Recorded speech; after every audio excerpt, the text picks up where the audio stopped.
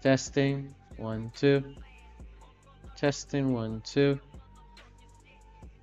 Testing and we're good. We're good, baby.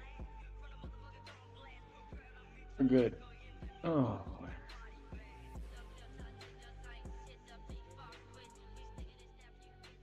I'm gonna keep. Man, it's not my funk. Ah, hold on. What's with this trap funk? I don't want this trap ass funk. Give me some catchy ass funk. I'm ADHD. Please, thank you. Mhm. All right, are we live? We were talking about not people discredit me not being live enough. There we go. That's what I need.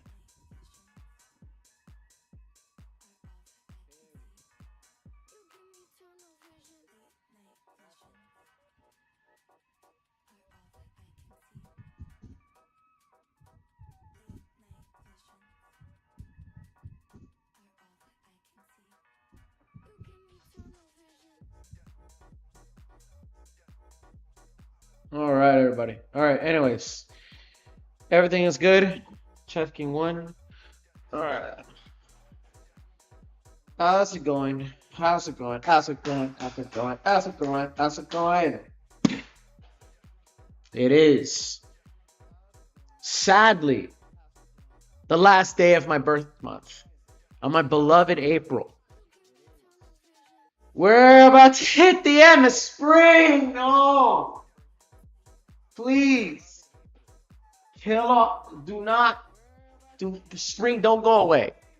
Sakura season don't go away. Cherry blossom season don't go away. I want my flower trees. It's your boy. My name is Element Reptile. I'm an artist. I'm an illustrator. I have scales. I'm a scaled up motherfucker. I'll tell you that. And today it is Thursday, April 30th. I have many gifts, many good stuffs. Coachella was not pretty much on top. Ain't that a beat that I had to that this is my birth month is about to pass, but it's also my birthday too. Is that I was born in a spring. I'm born in a spring, so that's why I love the spring. I love the spring weather because there's something about it, something that describes me in the spring. Not many of us are born in the spring, so I was like, oh shit, I'm born the day before. I guess Yahweh was resurrected. I guess that's what they say. God, I'm more spiritual than Christian. But today, I'm gonna be continuing the quick sketches at EDC Las Vegas, and perhaps doing a few countdown drawings just to keep the hours away, keep the hours going and flowing. I know inevitably somewhere around the way the stream is gonna probably what and like buffer a bit because the pattern wise, I mean, the connection here gets ass. So I am kind of like over it already. I'll probably I'll do the whole restart again. I mean, I know how to do this quickly, so hope you guys enjoy this. Like, subscribe to my channel, and let's start, bro. All right, let's start this artwork and let's go to the fight. Oh, also, I should tell you too, I forgot to say, I got myself a haircut. Right, you can see this is my new haircut.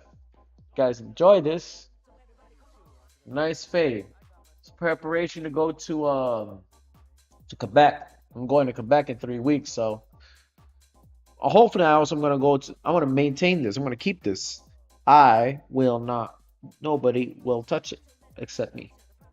So let's get back to our stuff. Oh boy, let's get this shit on the road.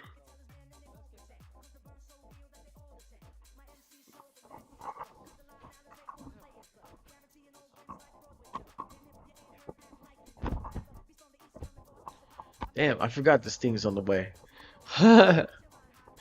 This shit's on the way.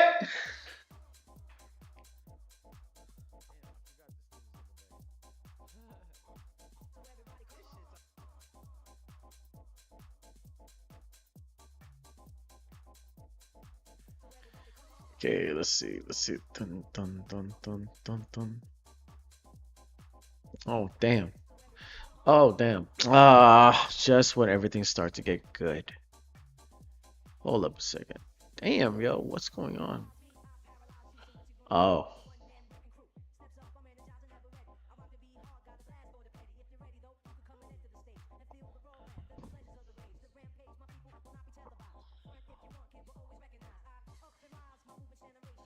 There we go.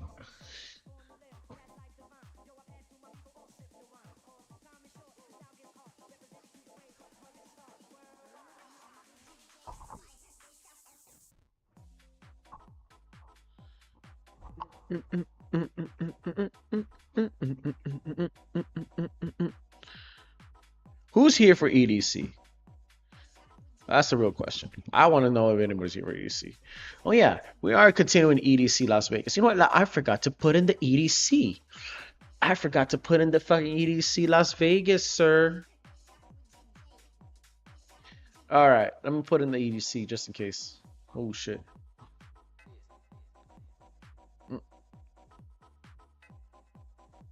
There you are.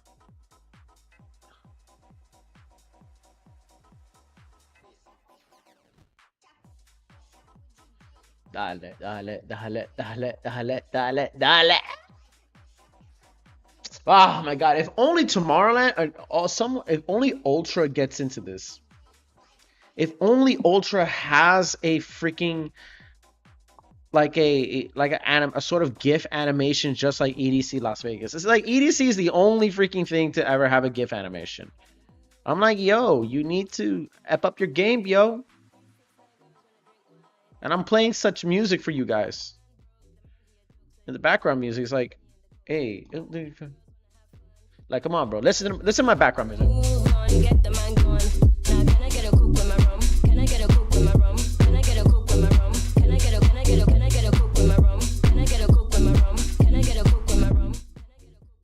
I wonder if anybody's paying attention in the West. Oh wait, no, I'm not from the West. This is East Coast. I hail from the East Coast, drawing something for the West Coast. We're drawing something out of the West Coast. That doesn't make sense.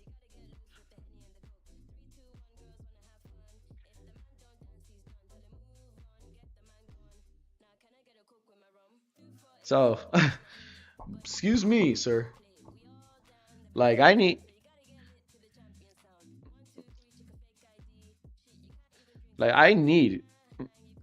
some parse. But what am I even saying, man? I should just focus on drawing, honestly. Let me move on and go. You gotta have a cook, gonna rum. Gonna rum. I had a cook, gonna rum. Gotta. See right here, that's the smile. Smile.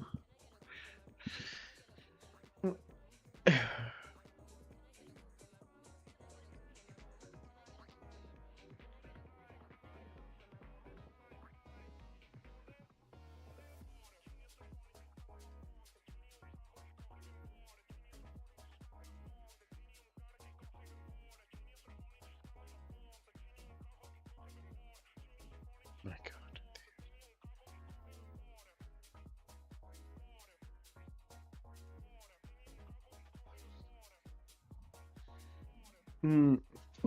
All right. See it. Ah, my God, the little scratches, the scratches, yo, the scratches. These scratches. I keep putting scratches. I see I'm doing scratches.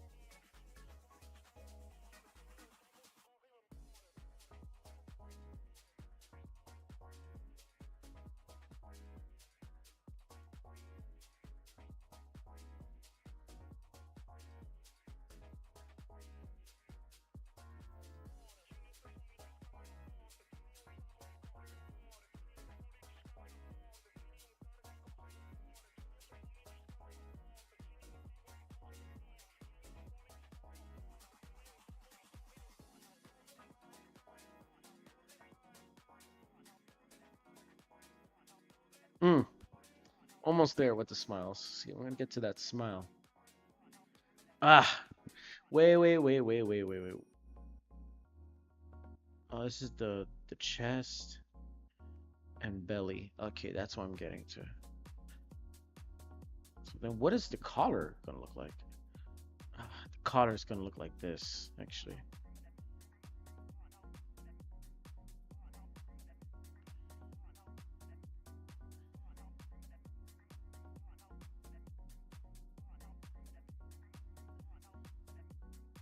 Like that. Here. Colors on the moon.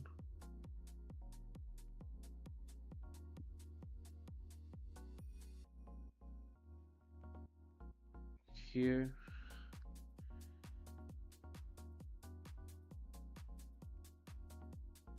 This kind of look like that. Oh God, what's going on?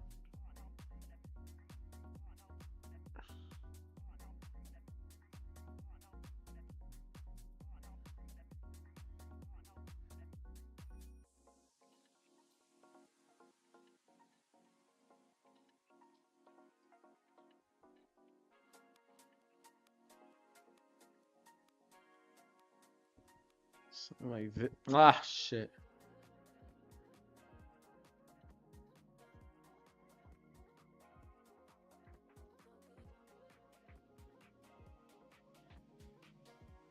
Oh shit. No. Then I'm gonna get to the strands. You see, I'm going sketches. I'm scratching up like a mug, dog. Oh, no, because I'm copying somebody. I'm copying the hands right here.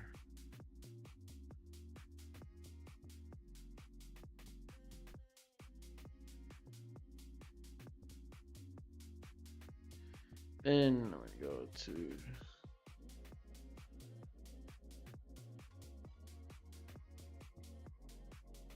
here we go. Ah, come on. Strands hair.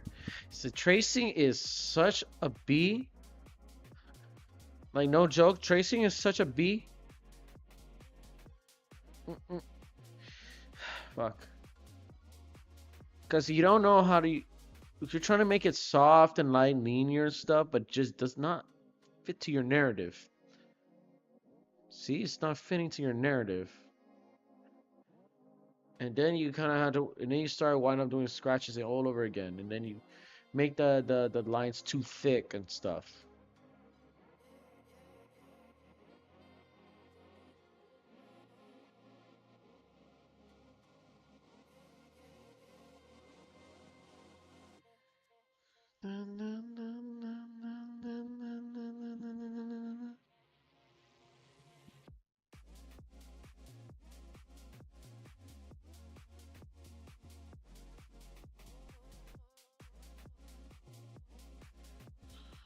See? Now, I'm getting it, and hopefully I'm actually getting it. Oh my god, the fucking wings!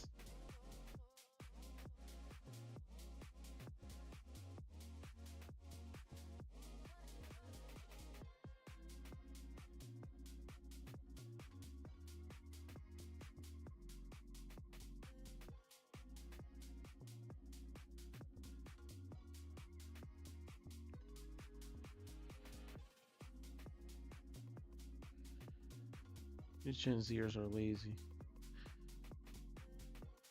Funny enough. Alright, I'm gonna get to the shoes. Okay, now the shoes. There are shoes from. Well, these are Japanese shoes actually.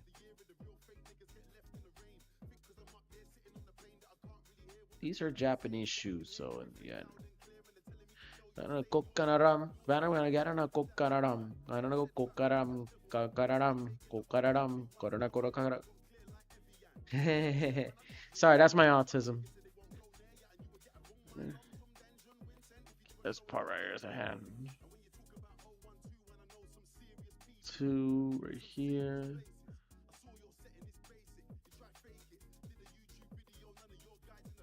4, 5.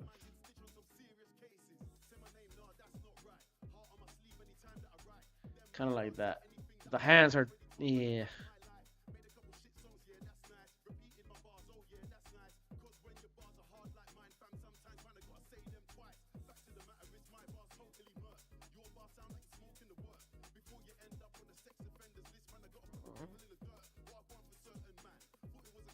Okay.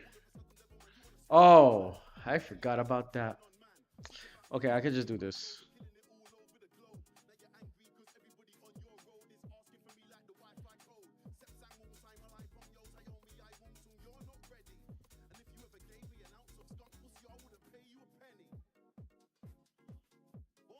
Just go like this.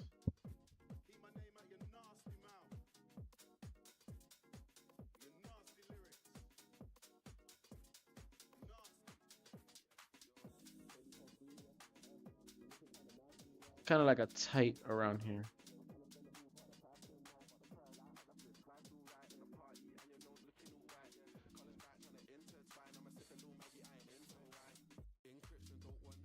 Ah.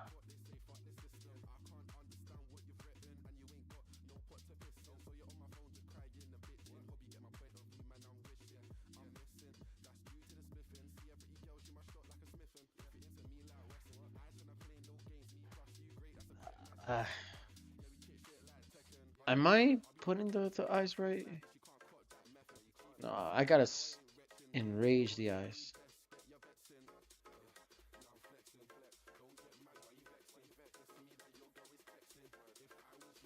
Gotta wrench in this bitch's eyes, actually. Give her that J dot K dot, that JK. Give her that JK kind of eyes.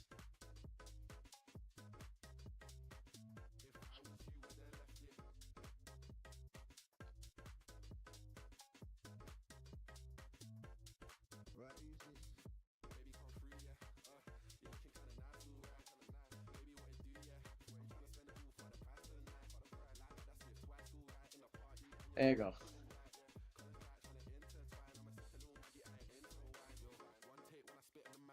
Then maybe a little bit of a lip right here. So she's a bit like a Gaichekta. I gave her like a sort of Gaichekta look, but even though the style I tend to put is what's his name? Otto. But that's a spicy artist. So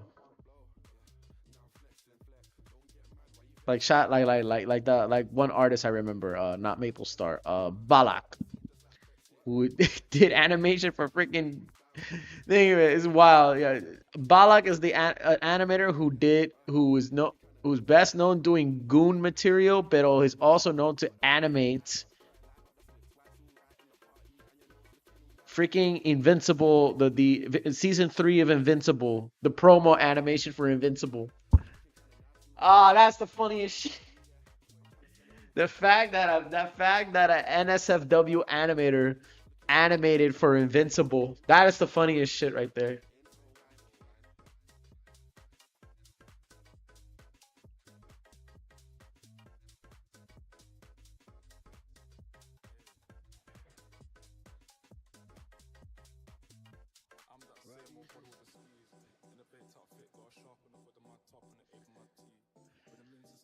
Because speaking of that,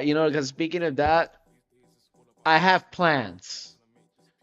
In the title, in the title it says it, but I can't tell him. I can't show it, but I have talks of it, so I might haul out. Cause I got things to draw, bro. There's some content, and there's some content to make. Unfortunately, for some reason, I'm being told that also X has prohibited, gooning material. Even though that's a big fucking lie. That's not true. That industry, as sickening can it be, it's not gonna go away. Because it allows. I've seen some very depraved shit, I'll tell you that. Twitter's a...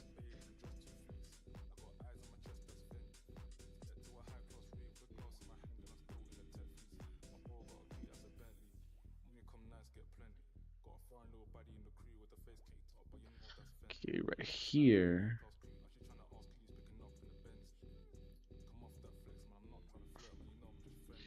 That's the one right there.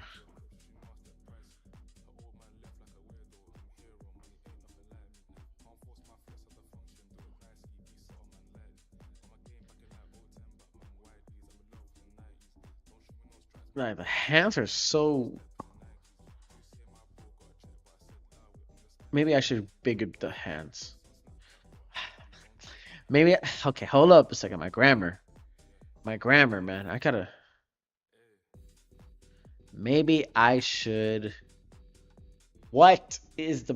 Bro, I gotta go back to school, bro. I gotta go I gotta buy a Transformers book bag because I'm losing my speech. I'm losing my English and my Spanish. I gotta grab a book bag. I gotta sit into the front of the class in 3rd grade. Shit. I'll be like the biggest kid on there with the fucking stash and goatee.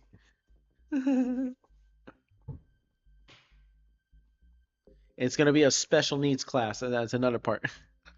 Oh my god, that's fucking horrible.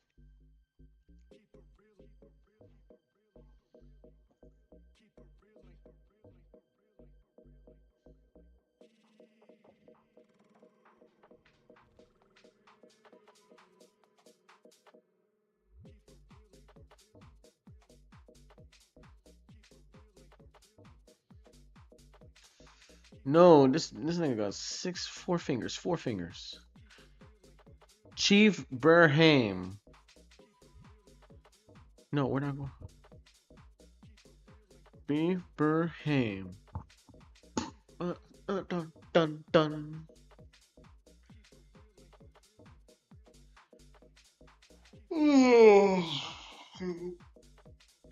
Pendejos.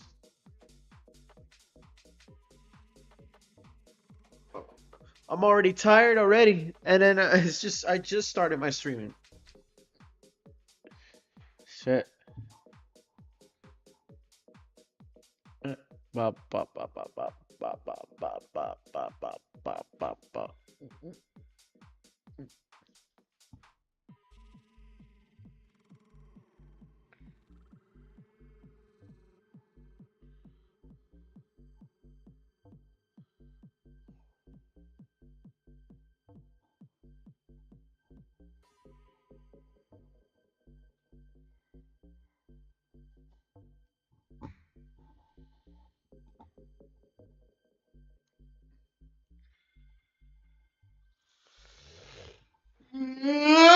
Fuck.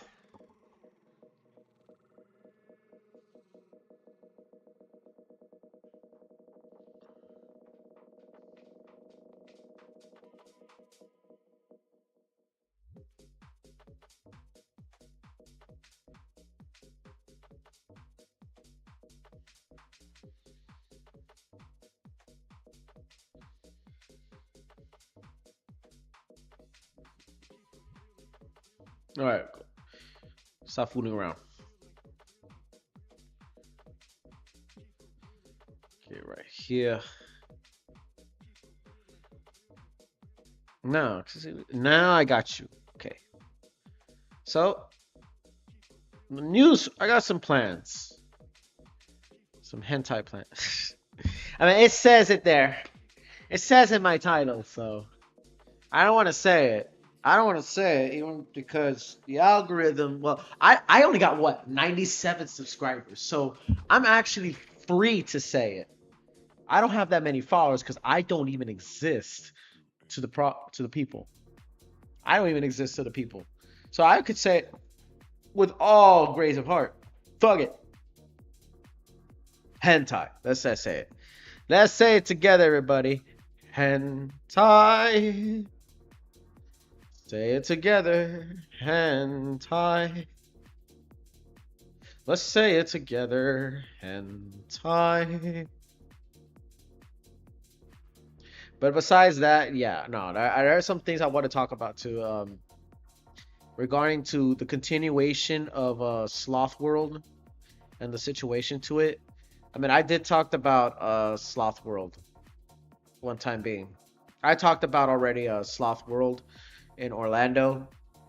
That's happening because you know, they what happened to and so about it was that I passed that building before and when I went to iDrive and it was 3 weeks ago. It was prepared for preparation and all that good stuff, right? Because so the way the Sloth World is basically like a little amusement. It's like an indoor attraction where you have beverages and it's a petting zoo. It's basically like a little petting zoo where you pet sloths. Basically, you pet sloths.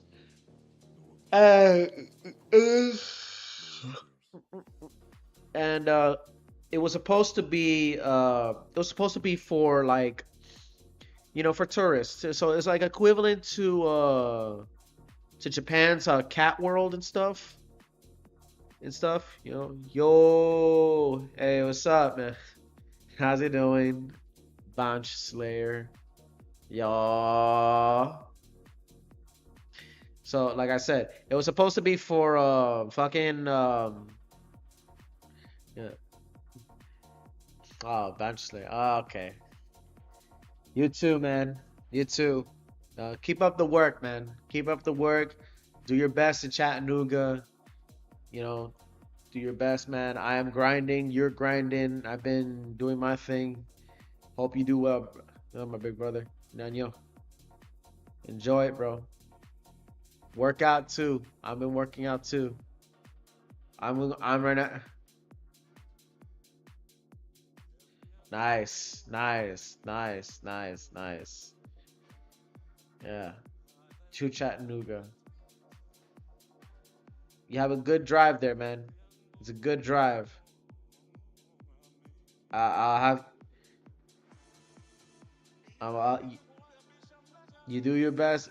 Yeah, you're driving to Chattanooga. Savannah. Oh, nice. You're gonna start Savannah? I start working in Savannah this weekend.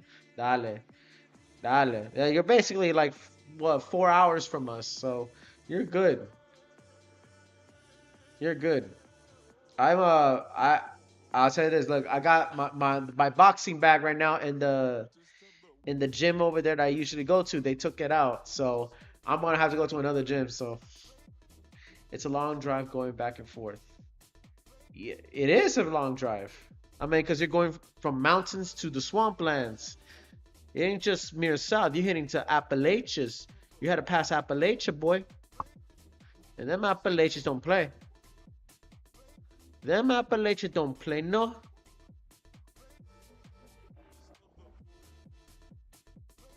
30, 40. Oof, good. Damn. Hey, that's the worth the adventure. You have a good travel, yo. I'm proud of you. All right, I'm proud of you.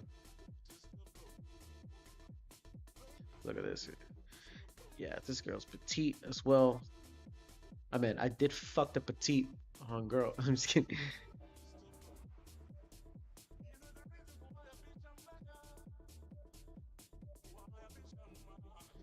All right, so I'm gonna get to this part. Yeah. So yeah.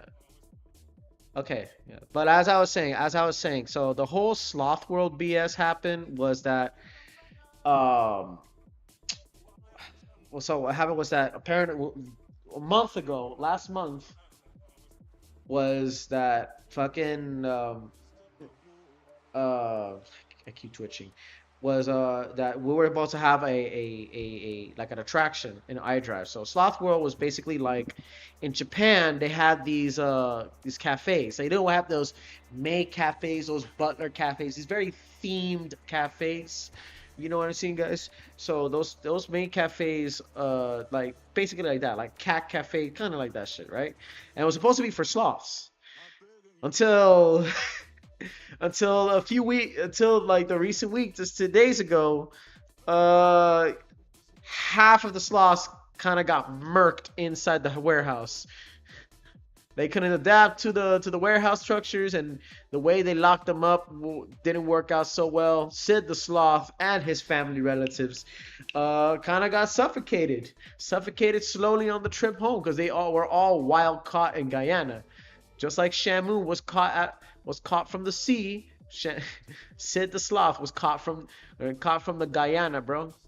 They were caught from Guyana. They were caught from Belize. They were caught from Venezuela. Oh, shit. But I didn't know Venezuela needed freedom.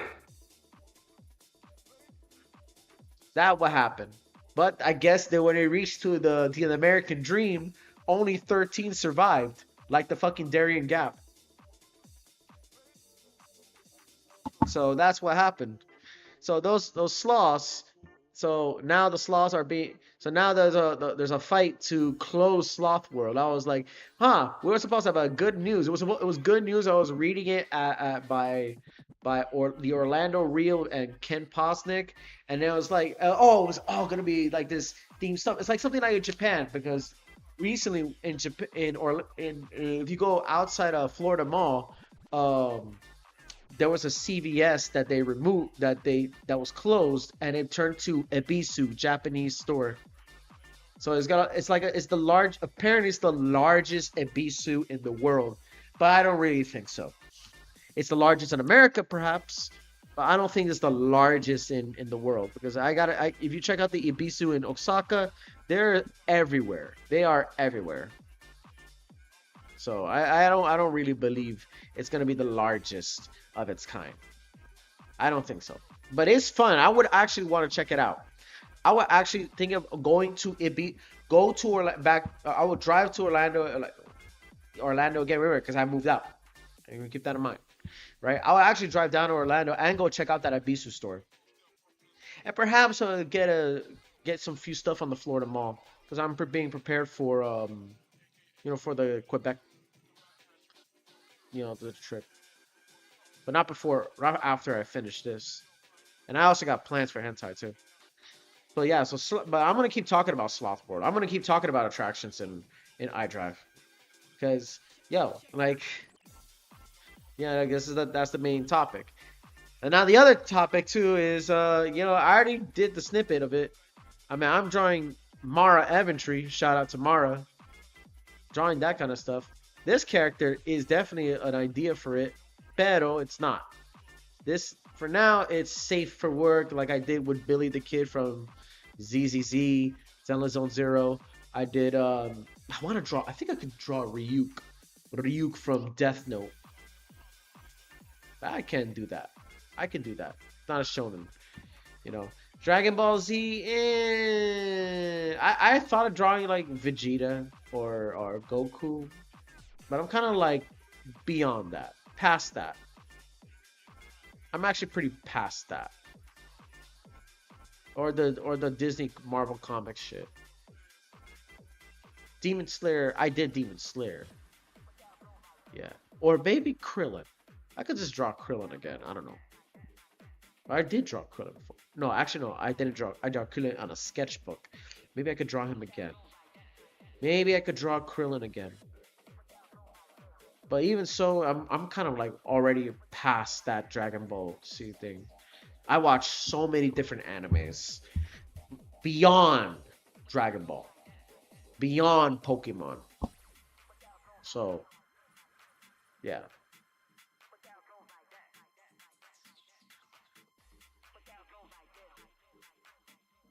But as I was saying about Sloth World, yeah, I mean, it said it. I think it said it in the report.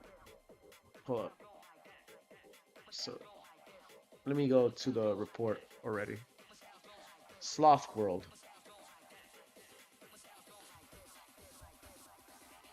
Oh my asshole.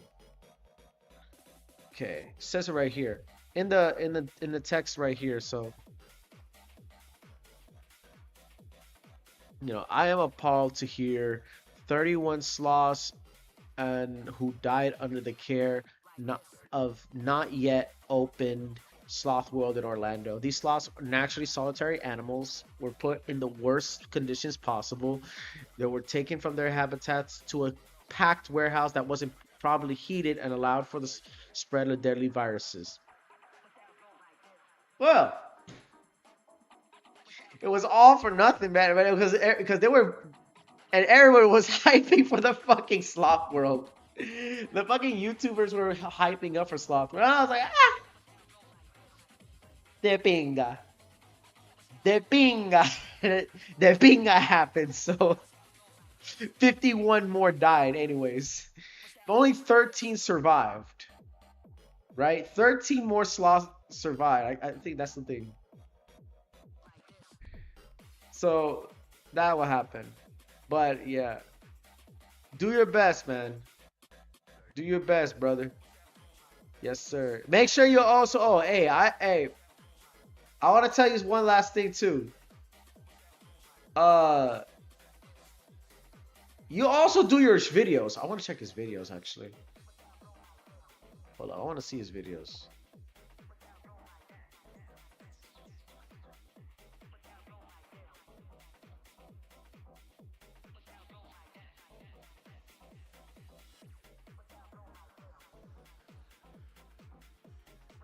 No, he's not there. Yeah, no, he's not there.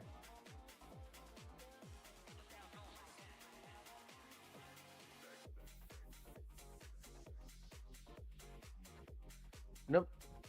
He doesn't care. Okay. Yeah, no, he doesn't care. Okay. My bad. Back to my bullshit.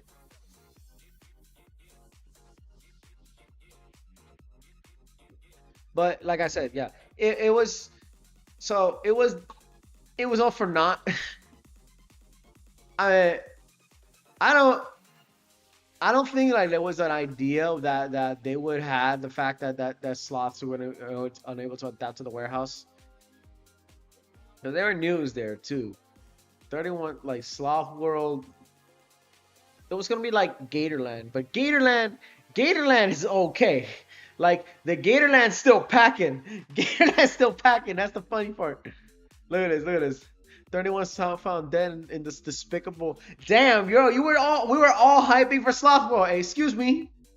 2 sloths were dead on arrival in the shipment from Peru. 8 sloths appeared emaciated in very poor health and later died, according to. Oh my god. So it didn't work out. Sid, bro, that's my boy Sid. Damn, Sid. What happened, yo? I thought you were so humbly able to survive in such weather conditions. Well, turns out it didn't work out.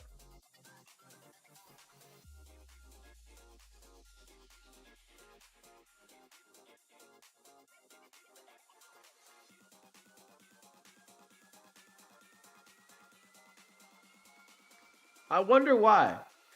I wonder why. What happened? Oh yeah, I forgot. It's warehouse stuff. So in a place, there's a place on iDrive called Slough. It's supposed to have a bunch of Slough, but they all died, and the company doesn't give a fuck. Like, wait, no, it does. It wasn't that. It wasn't that. Is we were hyped up. There was gonna be some very, very cute little things, but it's just that the cute little things didn't go by. The cute little things didn't go by. That's the consequence. Good news has been shut down and will not open. All right, so what's the new it's got to be a new park. Switch it to Anime World. Like, no, like I don't want. Okay, so now everybody, like all 14 saw and moved to the Central Florida for proper care, right? Thank you, Florida local officials, everyone who reached out to. Yeah, they officially closed this down. Sloth World didn't work out. Who was the businessman? They didn't give a shit. I think it was a scam. Fuck. Oh yeah, but there were closed Sloth World down. Wild caught sloths should not be imported for use. Exactly. Yes, that's true. Wild sloths should be imported. Yeah, they're not there. Yeah, they won't be out there. Nigga, they got the, because them sloths got the fucking Darien Gap treatment. They got the Darien Gap treatment. It was just without the Ice Age theme. Without Manny and Diego and his friends, bro. Without Manny and Diego, bro. They got the Darien Gap treatment. I mean, all the rest wise, they're all recovered. Look, at least for me, if you kill 30, you shouldn't be allowed to buy more. A policy proposal. What happened? It has. Yeah, it can be tough, but killings 31 sloths. All right. The numerous everything is to know. A new immersive park dedicated to sloths. Yeah, it was supposed to be a good attraction theme park, but it didn't work out. Now the whole media wants to beg. You know, they want to say, "Ooh." Right after this, so okay, so let's hear the story about this. It can be tough to get congressional attention on wildlife policy, but Sloth World killing 31 sloths seem to be turning heads on the Hill. Come on. Those people didn't know. Unless, okay, did they even say that, oh, did they even say what? That oh, we didn't know, and they're like, okay, we knew this, but we're running? We don't know yet. Can't think on impulse. You cannot think on impulse. Which these animal rights activists always do. Like these, you know, climate change believers. Look, I am a advocate for climate change. Climate change is real. It's not a fiction of reality. You know, not only the summers get colder, but the winters get colder too. Keep that in mind. Winters get colder in the climate change. And to deny climate change, to deny the changing of climate, is to deny the existence of our humanity.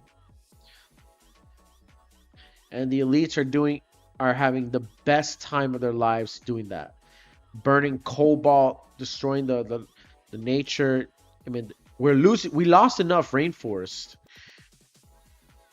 in Ecuador.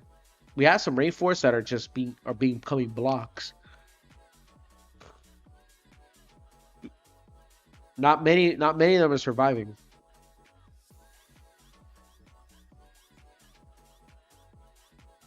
Even if they're state-owned parks.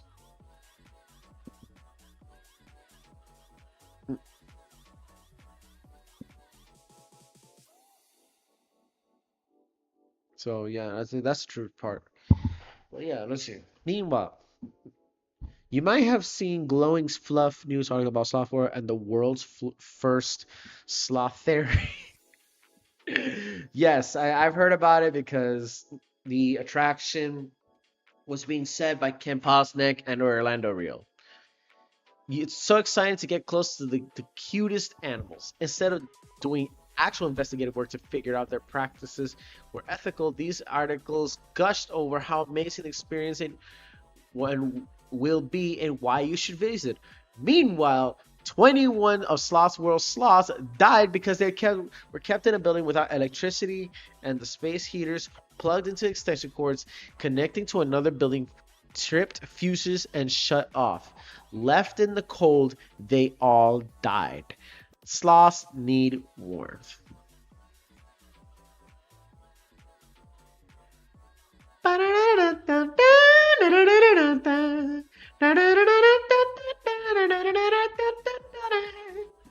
So they're like, oh shit. Okay, we're going bankrupt. Like the owner of Sloth World is a file for bankruptcy. No, I don't think the guy say, okay, we're filing for bankruptcy because of this. No, it's more like, okay, yeah, bro, I don't want to be arrested. I'll close this whole thing down. Right? Left in the cold. After this, they purchased more sloths. 2 arrived dead. 8 were emaciated and eventually died. Report shows systematic stress and all on the sloths acted as a definite catalyst. They imported 38 more sloths in addition to 31 that died. Oh shit. Okay. Inside Climbing, they produced a story all of this, and I highly recommend to read their full reporting. They explain many more additional terms, harms like sloths kept in cages too small for them in a unique virus. Oh, virus, not virus by Martin Garrix. Virus, dun dun dun dun dun dun dun dun. Right now, they also detail Sloth World misleading about their relationship in the United States Department of Agriculture, USDA. USDA. Okay, go. The owner has dismissed these reports as complete fiction, despite documented findings from state authorities. Now, I don't blame politicians for having higher priorities to animal welfare. Uh, any number of issues that understandably more important, but I was grateful to see Republican tweet about this. Well, okay, I mean, Republicans don't do this shit, but animal rights activists also need to be. Some animal rights activists that I've seen that I on parts of the internet or literally on TV that need to be held accountable for certain things. Like there's some hypocrisy out of the animal care world. I mean, I don't like I don't like this hypocrisy of you're trying to save animals, right? You're trying to protect dogs and puppies from suffering in the streets, right? Meanwhile, you're ranking out the uh those same animals to from homeless people who have nothing in their life, who have nobody to talk to in their lives because they lost everything, and those dogs or cats are the only creatures or the only companions that been a part of them, that need to be that that means something to them because they're alone. And I hate it, and I hate the fact that the animal rights activists see that as animal cruelty. Bro, those homeless people have nobody to talk to. Those are the last line of defense. Those sometimes animal rights activists are they are they really are animal rights activists, right? Are they really animal rights activists or not? You know, because what they did, because there was a video of these animal carers just accusing a homeless man who was forever alone, and that dog was the only, and he had a dog that was the only thing that he feels connected to, and he was crying because they yanked out his puppy, and he was homeless. He had no one else. And I always thought, these animal rights activists and sometimes these vegans that will say these kinds of things in the name of protecting nature, and they're like, are you really protecting nature, or are you really just doing this for your own self, for yourselves? That's why I don't trust that. But on the other hand, we got 31 to 52 sloths that got the Darien Gap treatment, and Sid and his family is like, what the fuck, yo? I mean, I thought this wasn't an Ice Age episode, but I don't care. Honestly, I don't care, man. Like, okay, it's good that the store closed, but what to do with it? At least turn that Sloth World into another anime store. That would be dope. Take the anime. There's many anime stores out there that are very small. Take that anime store and put it to Sloth World and to replace it, or turn it to a maid cafe.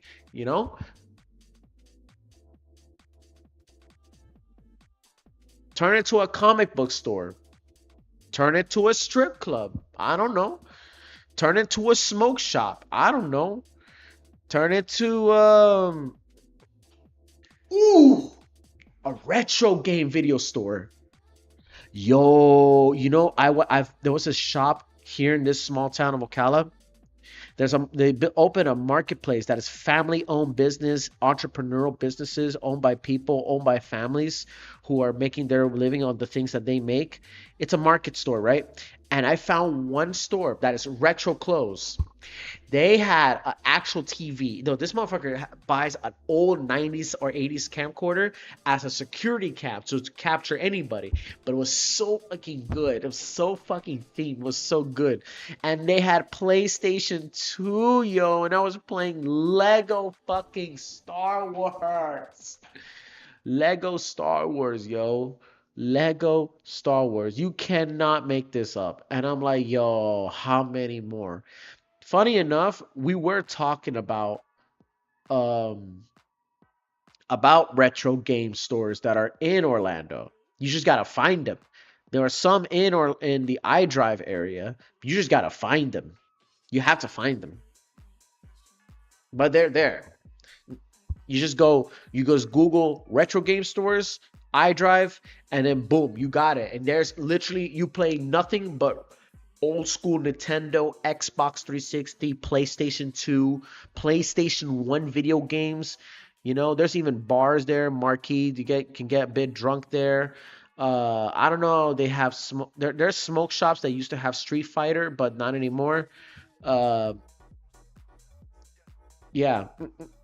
Despite the fact that there is a fucking um arcade that I went to that it's only like what $26 entry, and you enter there all the arcade games for free.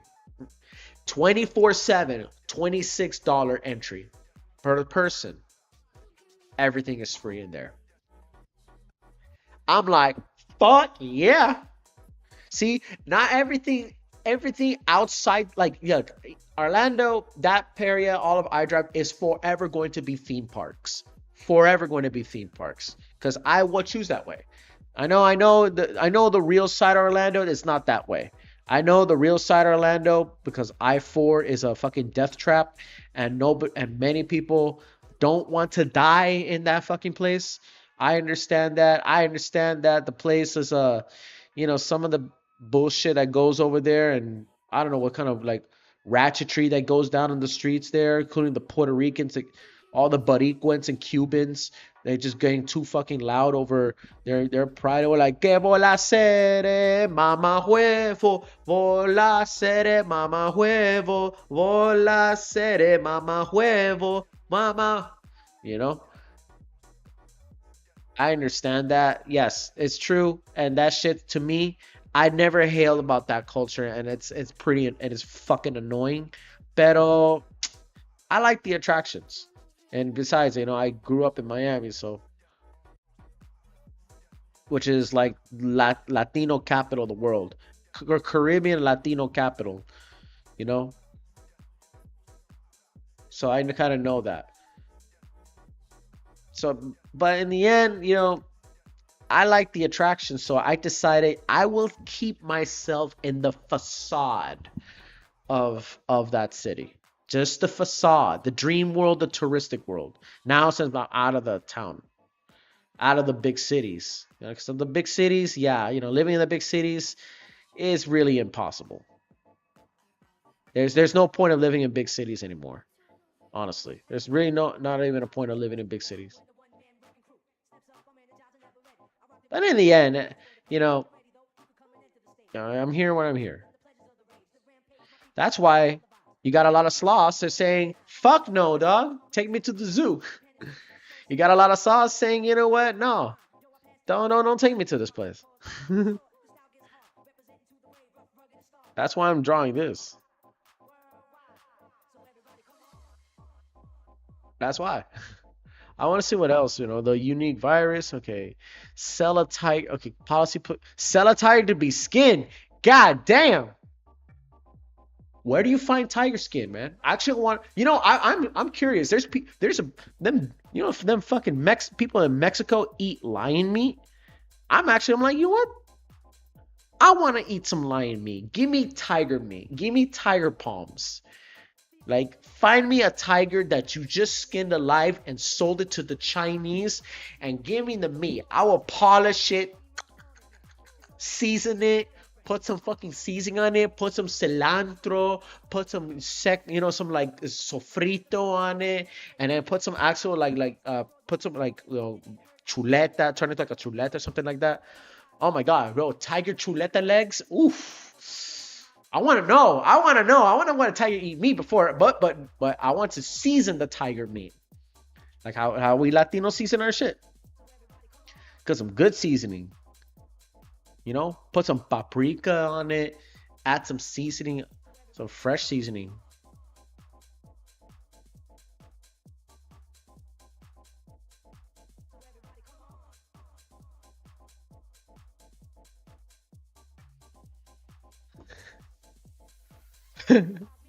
Motherfuckers out there like, yo, what is this nigga on, yo? Hey, yo, what? I think I scared a viewer. I think I scared a viewer. Yo, those still, I think I have one viewer right now is probably thinking like, yo, what the No, this ain't it, bro. This ain't it, Chief. Yo, I think I scared a viewer and he's like, this ain't it, Chief. What did I just hear? They're skinning a tiger and selling it to the Chinese. Like, what? Hey, yo, what are you on, dog? Hey, I just want to check out. I want to know. I want to see what tiger meat tastes like, bro. It's like, okay, you can call me a cannibal, but I know Epstein and his buddies are eating human meat out there in an island. They want to know what human meat is. Okay, but have you seasoned the human meat? I know it sounds fucked up. It sounds fucked up, but have they actually seasoned human meat? Now they actually put paprika, they put some honey and mustard on the human meat, and then they chop it up. They dress it up, put some sofrito on it or some paprika, and then add a little bit of olive oil and put dos huevitos on it. Turn it to a churraquito with human meat. I mean, we don't know. We don't know. Besides, even though they're fucked in the head demons, they're demonic entities that need to be incinerated in a name. But like I said, they talk because I saw sell a tiger to be skinned. Like, damn, because tigers kill us. Tigers kill us. So we have no issue, bro. Hippos, on the other hand, no, of course they don't taste anything good. Bear meat, on the other hand, yes, I've heard bear meat's good. We got small brown bears, but I want actually, I I'm so freaking bummed out that BJ's don't do bison meat anymore. I go to BJ's, I was so in need of wanting to eat more bison burger, but they took it out. They took it out. I'm like, que pinga. La verga de la chucha tu madre. You know that? You hear me? They took out my fucking bison burger. But look. Yeah, so they talk about that in bison burgers, right? So they say that, look, so if selling an endangered tiger to be skinned doesn't disqualify a person from getting a license or sell wild animals, why even bother having the license?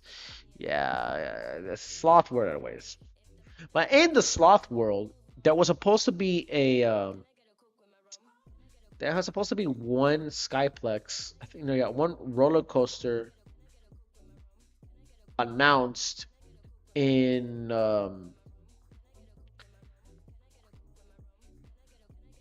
but I think that's not gonna work. Where is it? Yeah, it's apparently this roller coaster was supposed to be announced in Orlando. No, yeah, this is not gonna happen. It's on the news. It was in the news.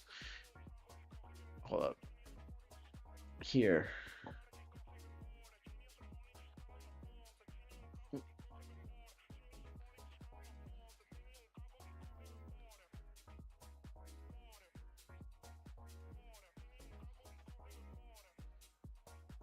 Here. Apparently, this is the news I've heard. A new major roller coaster is, yeah, here. Come on, get over here. Epa. We're just gonna let it roll.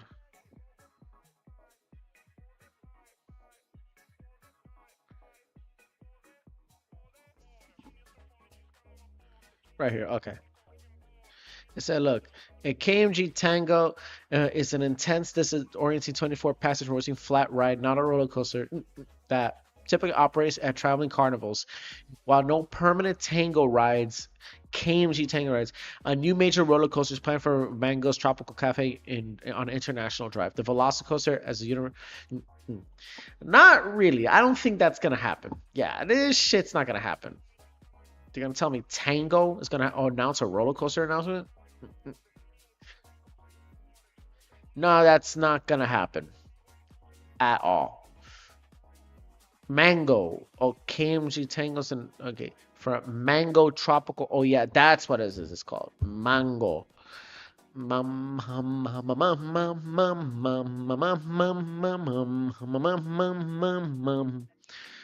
of cancel Skyplex. Yeah, these guys are willing to make the Skyplex coaster all the way. This is not gonna happen at all. I mean, this thing was months ago. Yeah, this I didn't catch up on this announcement. This was 5 months ago, so it's really not gonna happen. Like no matter how much, yeah, this was what 2025. No, it's not gonna fucking happen.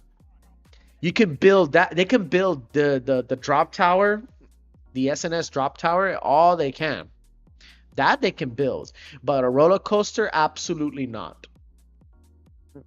I don't care what anybody says. This is not gonna work. It's not gonna work.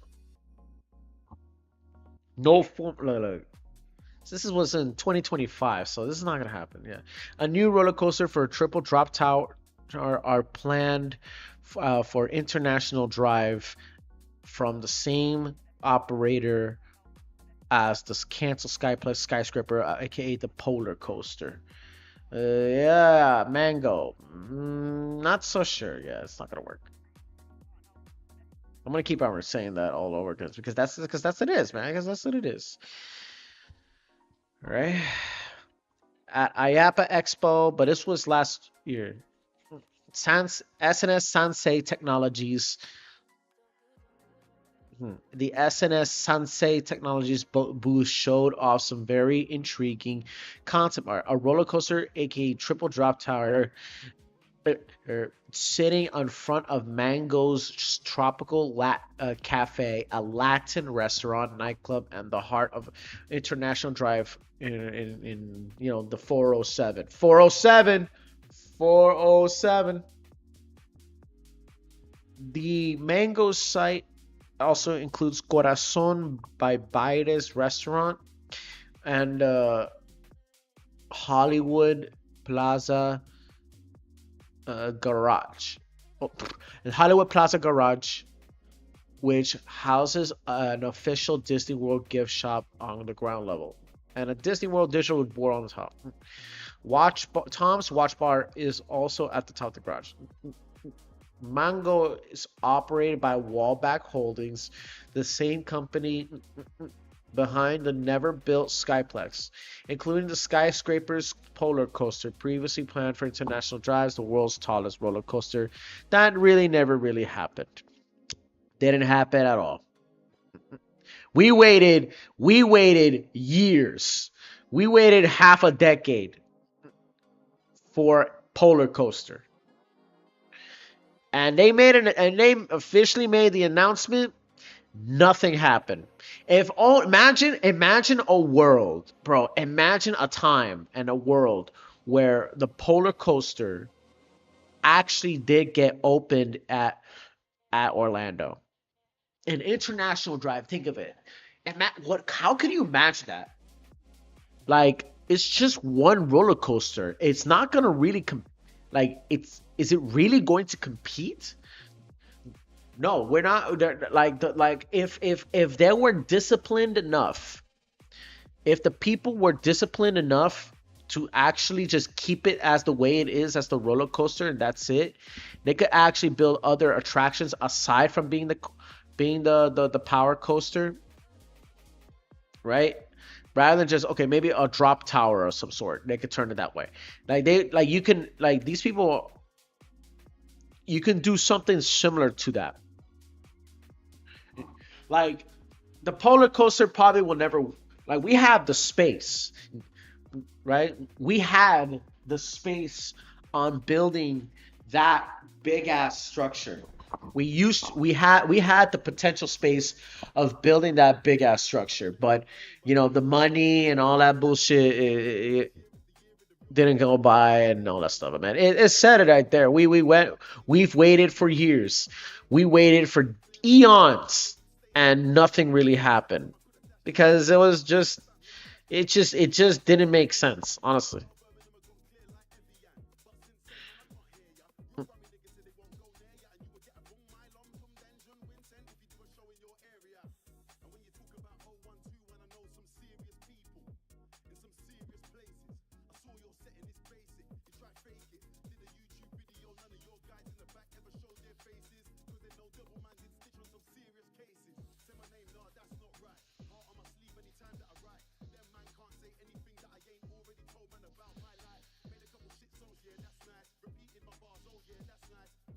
Okay, so yeah, it's only just that.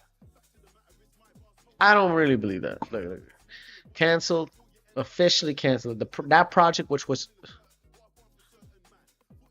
fuck happened. Okay, so let's continue with the story.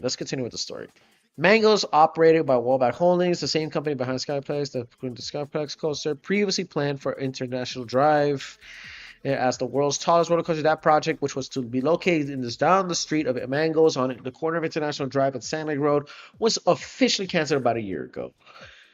Of course, because no formal announcement or for the future coaster at Mango's has been made at this time, and SNS continue to playfully vague when it comes to concrete details. We approached them about the new roller coaster during IAPA Expo, and the representative said, "We posted a photo that shows a roller coaster at Mango's, and a Mango's gave us permission to post it. More info to come." And speaking with the Orlando Business Journal, said, "Our hope is that we can continue to have a great place for residents and locals, but we really need to raise the bar for entertainment." Wallach is also working with Orange County for the construction of a pedestrian bridge, which is really needed. We really need it. I mean, big time. We need a pedestrian bridge. Like, I'm not kidding, bro. iDrive really needs a pedestrian bridge. And not just any pedestrian bridge. A futuristic like pedestrian. A pedestrian bridge that can even challenge the Chinese. That's the kind of pedestrian bridge we need. We need the type of pedestrian bridge that challenges the fucking Chinese. Right now, China is literally slapping our asses.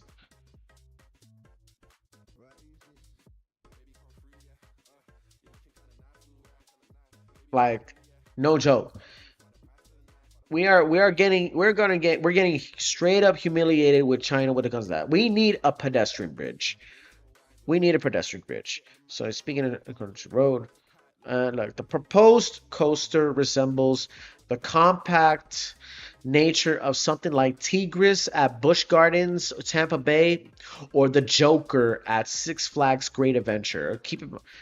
Oh my God, rest in peace the Six Flags parks, man, bro. I feel sorry for the Six Flags parks, bro. They're closing down all six. Like, what's going on with the Six Flags? They're all going out of business, bro. We need no. I want them Six Flags back, bro. Bring back the Six Flags, man. They're gonna. You know how bored and empty and everybody upstate gonna feel when they don't have a Six Flags theme park over there? Oh my God, right? Wallach told the Journal a roller coaster just like one planned currently to be found at Ocean City on the Jersey Shore in New Jersey. Jersey Shore is still alive with Pauly D. So this is like the concept of what supposedly the roller coaster is going to be. It's going to be like this, right? It's going to be like on a fitting edge. It's going to probably, this roller coaster is going to be what? Fucking front and back. It's going to be swinging back. Six Flags sucks. That's why. For real. We need this war to end. I know, bro. I know. This fucking war, bro. Like, the gas prices are fucking stupid high. It's some bullshit.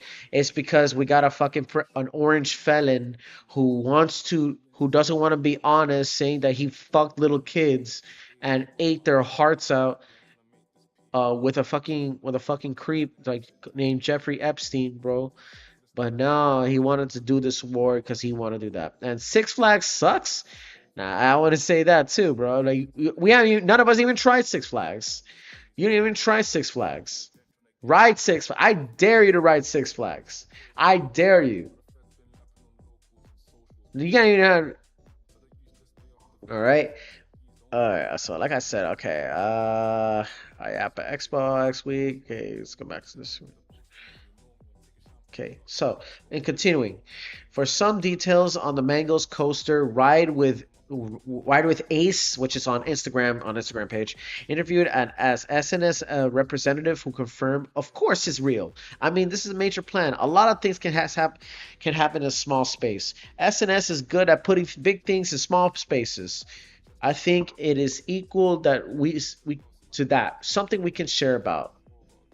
Do you really think this attraction will be finally being a roller coaster to iDrive? Nah. Yeah, no. Right. I drove it almost every day in Atlanta, and it stayed on because it sucks. No, because they're going fucking bankrupt. That's why. It's fucking laws and rights and shit. That's why. Six Flags is going bankrupt for some reason. They saying that shit sucks. Bro, you don't even ride any theme parks in Six Flags. How can you say it sucks? Have you tried King the Cut? Have you tried the Joker? Have you tried the Bizarre roller coasters? Nah, sit your ass down.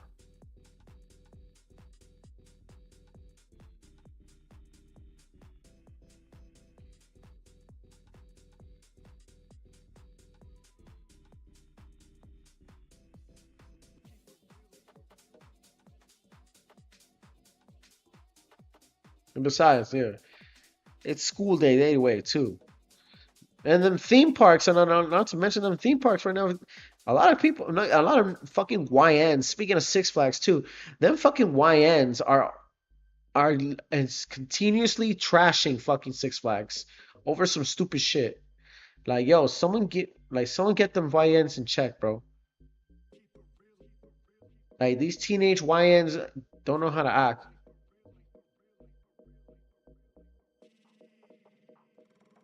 Six Flags should stay strapped one day. Oh no, they are strapped.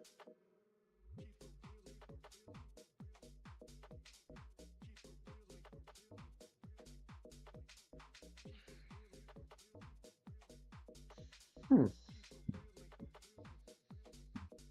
Okay, so I'm gonna get to this part.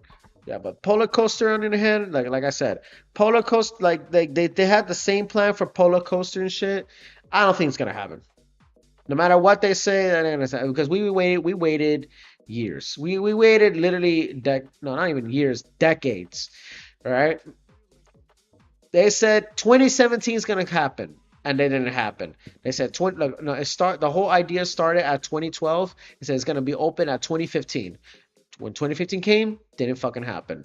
And then when they say, okay, it's gonna be on 2019, 2019 came, didn't fucking happen. There was no point at all. There was actually no point at all to even create this kind of Skyplex coaster at all. And they literally made a whole big announcement about that. So that I would and imagine that like they did a Sloth World. Sloth World is another thing. Sloth World with the incident of Sloth World, I just hope they actually turn into an actual retro game store. Actually, I want to actually see that would be cool. A retro game store, and that will attract tourism, not just local tourists, but also international tourists, because we got rising growth of internationalism going on.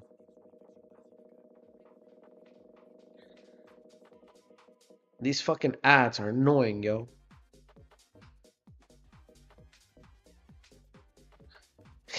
You playing salsa music and shit.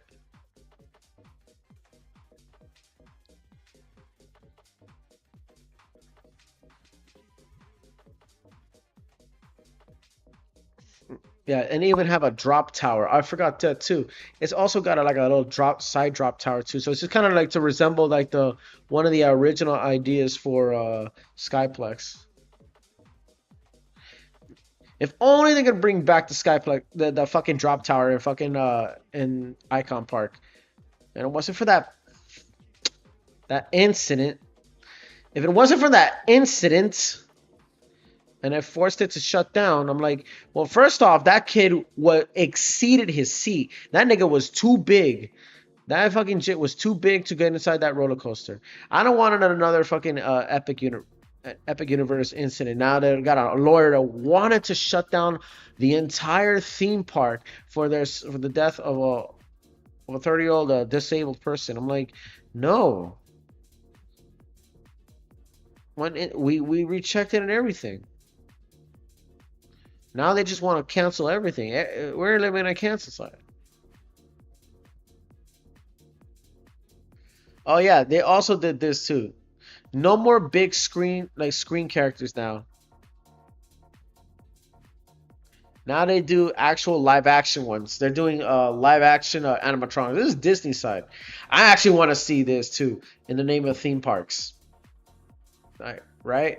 Uh, it's on Attractions Magazine. It's Attractions Magazine.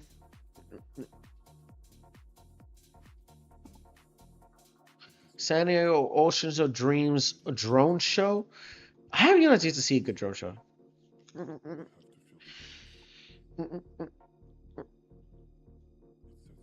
See, let's see. Oh my god. Oh my god. Yeah, fucking Halloween Horror Nights. But no, that's too early. That's too early. That's too early. God damn it.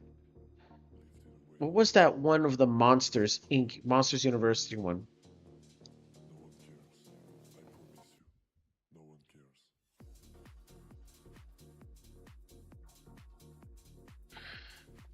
Monsters Inc.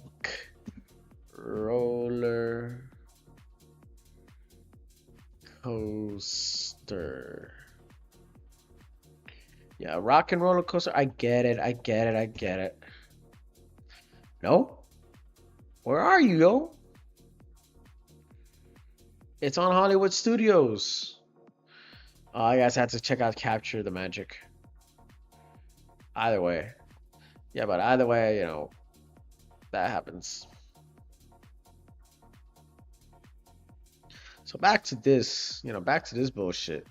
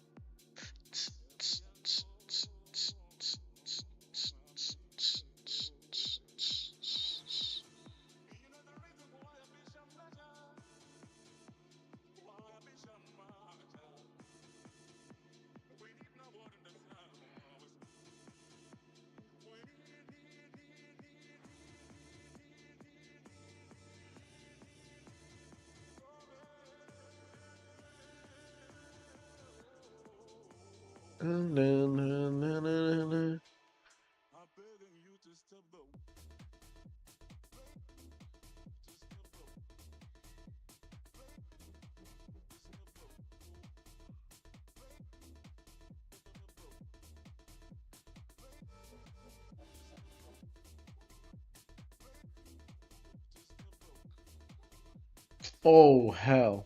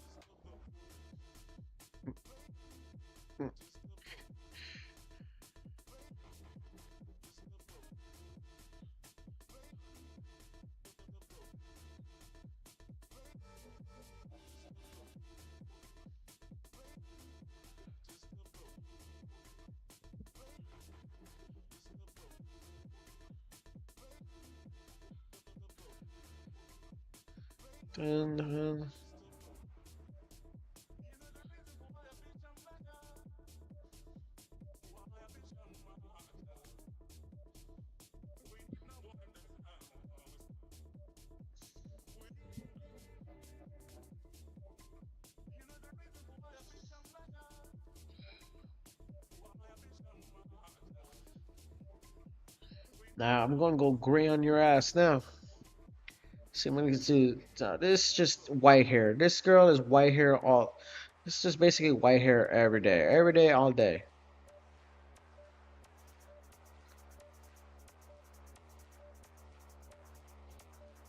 And it's on DJ. Here we go. Hey girl. Hey boy. This starts DJ. Here we go. Hey girl. Hey boy. Don't start DJ. Here we go.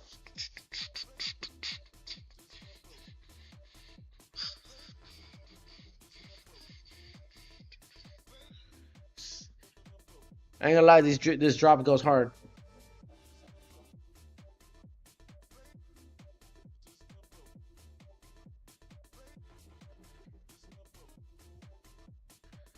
Get to this bitch.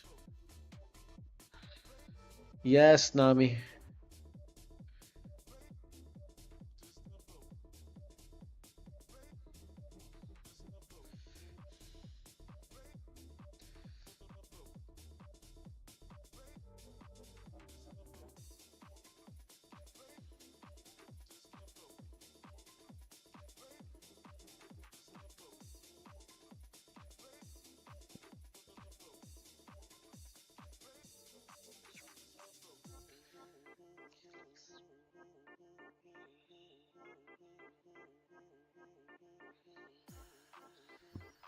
There we go.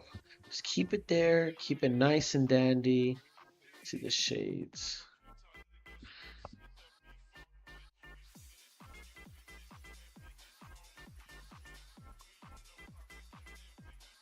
So there you go. Ah, but I fucking forgot to draw the fucking wings. Do I have to draw the wings? Nah, I don't want to. The damage is done. Like, not the damage. Like, the work has already been done, so.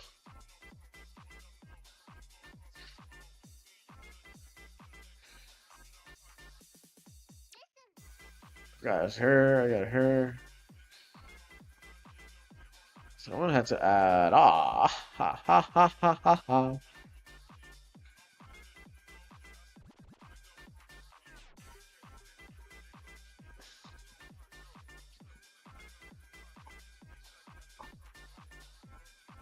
Ah, bitch ass nigga.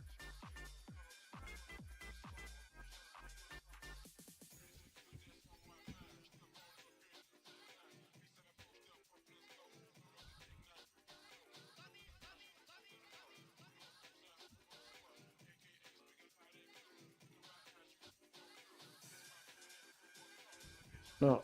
Ah.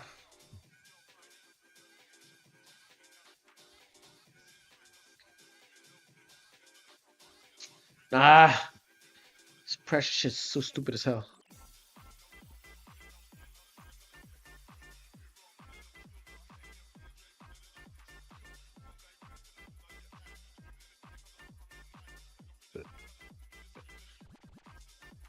So this is the succubus I need.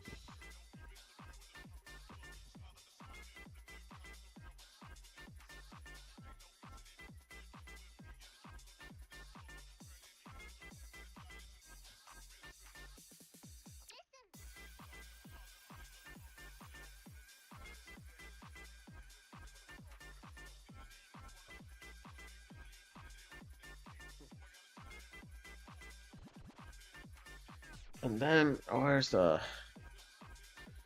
Add some gray some of this nigga. I mean, she's dark skinned, so...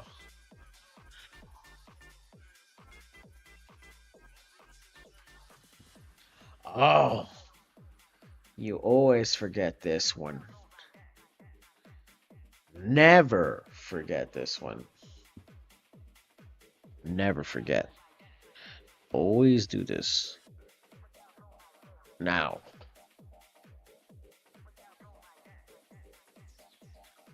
Now, okay? And then a hard light on a white.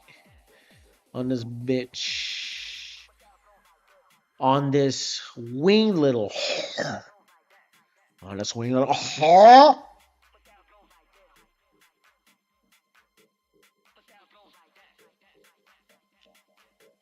Come on.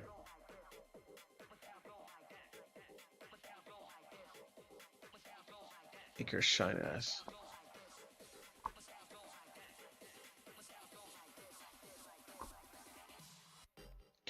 Alright, that's one.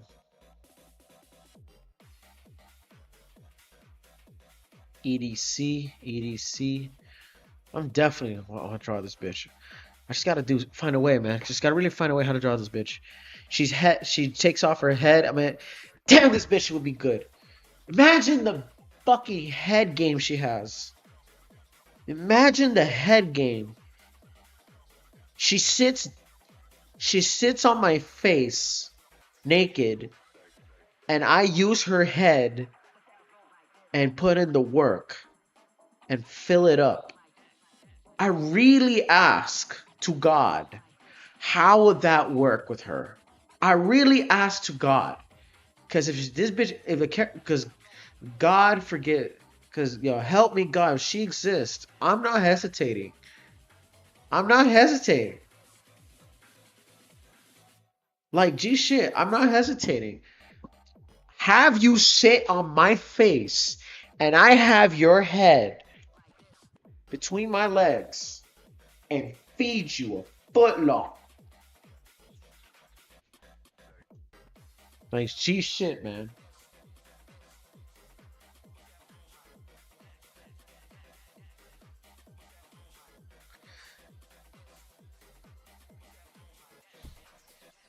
Okay, I think that's Rin. Rin, you are vaggy.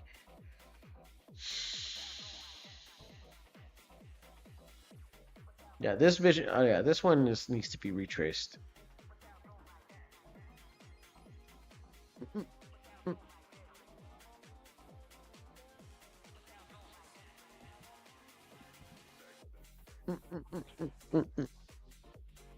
Sorry.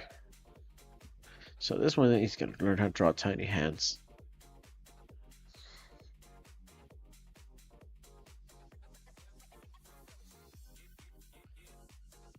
Right here.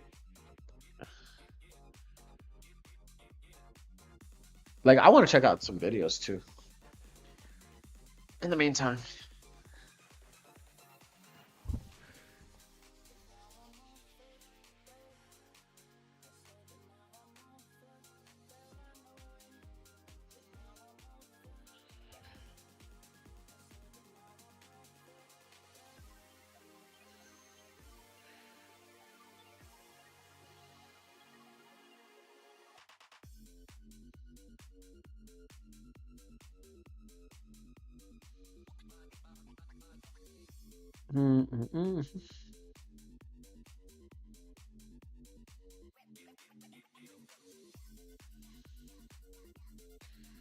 Ah, puta madre.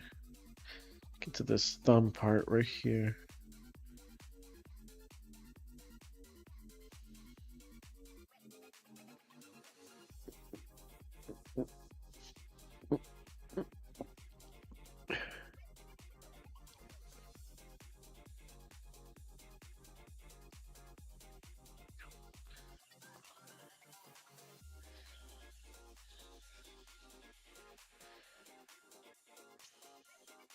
Almost there. Okay. Nose. This nose part. But she's a goblin, isn't she? Yeah, she's a fucking goblin.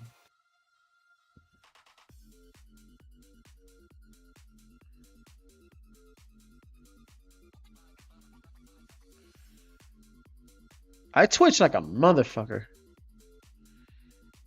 in this Joe's.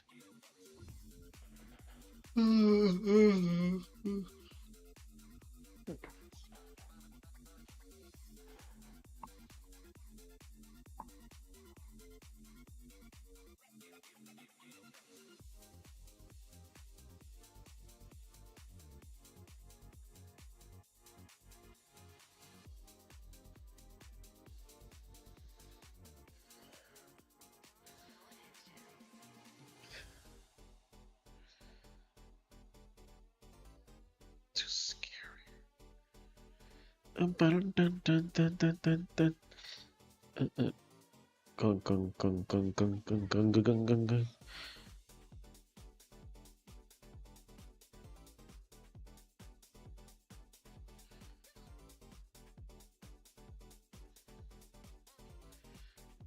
Okay, so I'm gonna have to get to this part. Yeah, the fade make her ass woke.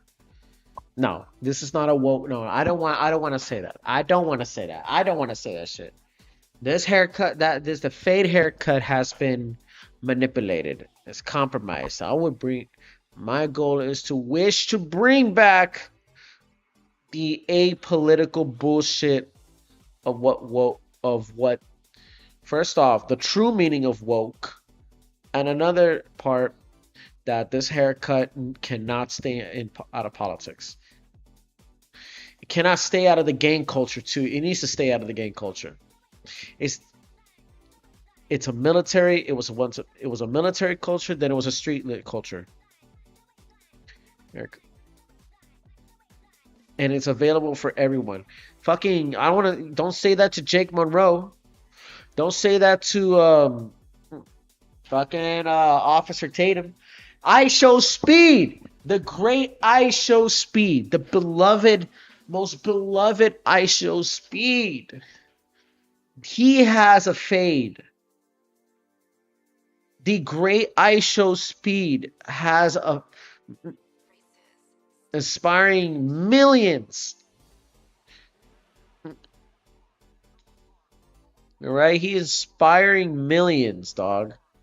The great I Show Speed inspiring millions. He has a fade. Bro, hold up a second. Let me see this. Let's talk about Yeah, this dude. My boy Darren Watkins. What type of fade he has? Look, he has a haircut. Yeah, look, he has a haircut. Yeah, he has a fade. Taper fades they use, right? It's a fade. Even though it's more like a taper fade, kind of like. Yeah, it's more like a taper fade, but it's still. This is his haircut, right here. It's usually a tape, like a fade. It's a skin fade. It's a type of skin fade. It's tape or crop textures, whatever, taper. Not like this.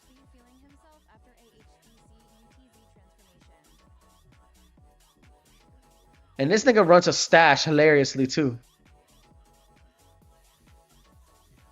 This motherfucker runs a stash. Little did the world knows. Little did the world knows this motherfucker runs a stash.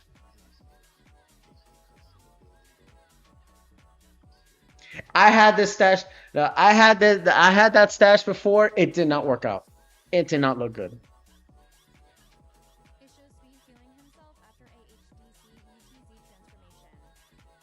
Look, it's a taper. It's a skin fade. Okay. I want to bring the foundational realization that such fades are not the ideal part of politics. Respect this fade. Respect all skin fades. They're of culture. Skin fade was never a black culture thing. It started with the military. Then it turned out in the black streets of the black neighborhood streets of Harlem to Compton. Then spread it all the way to Stockton, to East LA, where we Latinos used to. To this day, we still use fades. I think I found it. There was like a 90s cholos. Hold up a second. Hold on. It said it right here. 90s cholo fade. Saw it because it was showing in the 1990s. There were these like small like rebel parties and shit. They had those fades. See, like they had these slick back fades. This one, that's considered a fade, right? Even though it's a buzz cut, but it's the South Side. Right? They had this in the 1990s, even though that's really not much. It's more like an updated version of the 1990s. But still, bro, respect the fade, man. Like, don't coil any motherfucker with a skin fade.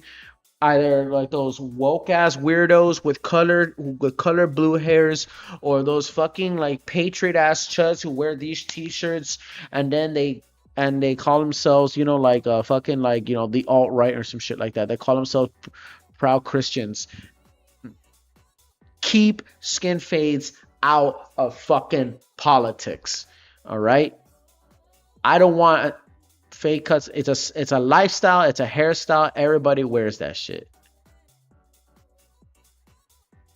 Unless you can use it as a character. Hey, bro. I Show Speed is a renowned fucking person out there, most beloved, and he runs a taper fade. He runs a fade haircut.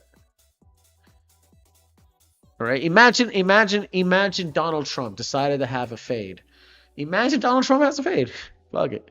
Imagine no. Matter of fact, no. It'll be funny. It'll be funny. Imagine if the fucking if P Diddy has a fade.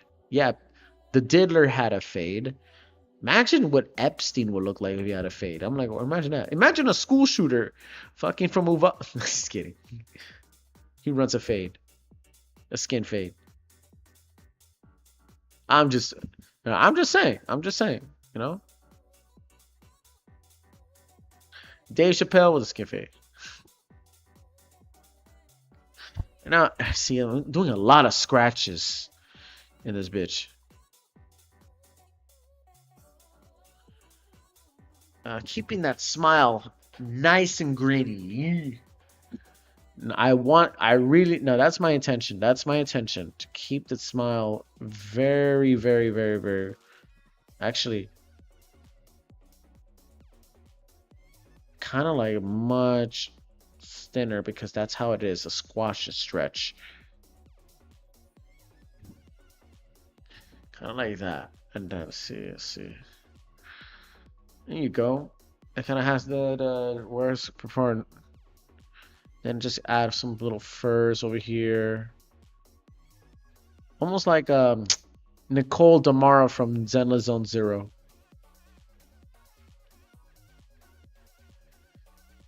Shout out to Prof Darkness 4, bro. Shout out to the artist Prof Darkness. Or J9 Senpai. But better yet, shout out to Monte Sensei. Although they don't even know I even exist. I don't even exist, these motherfuckers. On it. Like, those guys have like 10K to fucking 500K views. So I don't even exist. I only have what? 97 subscribers? De pinga la mierda, tú sabes.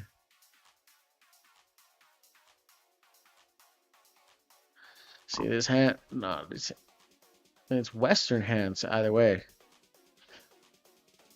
Wait, I do want to talk about the furry thing. Yeah, there's the Zoophobia. I know Zoophobia had an announcement. I need to see if we had to say it.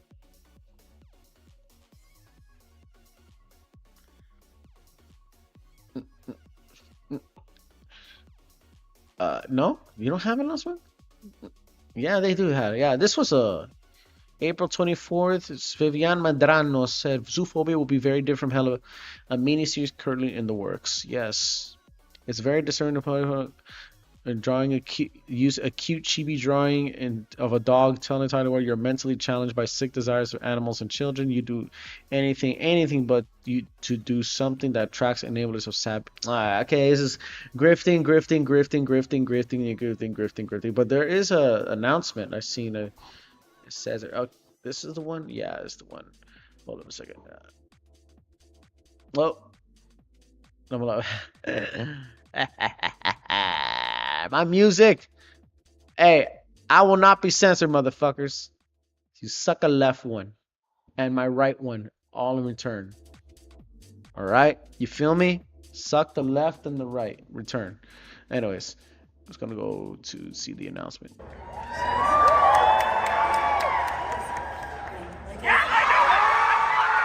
Yeah. All day on God.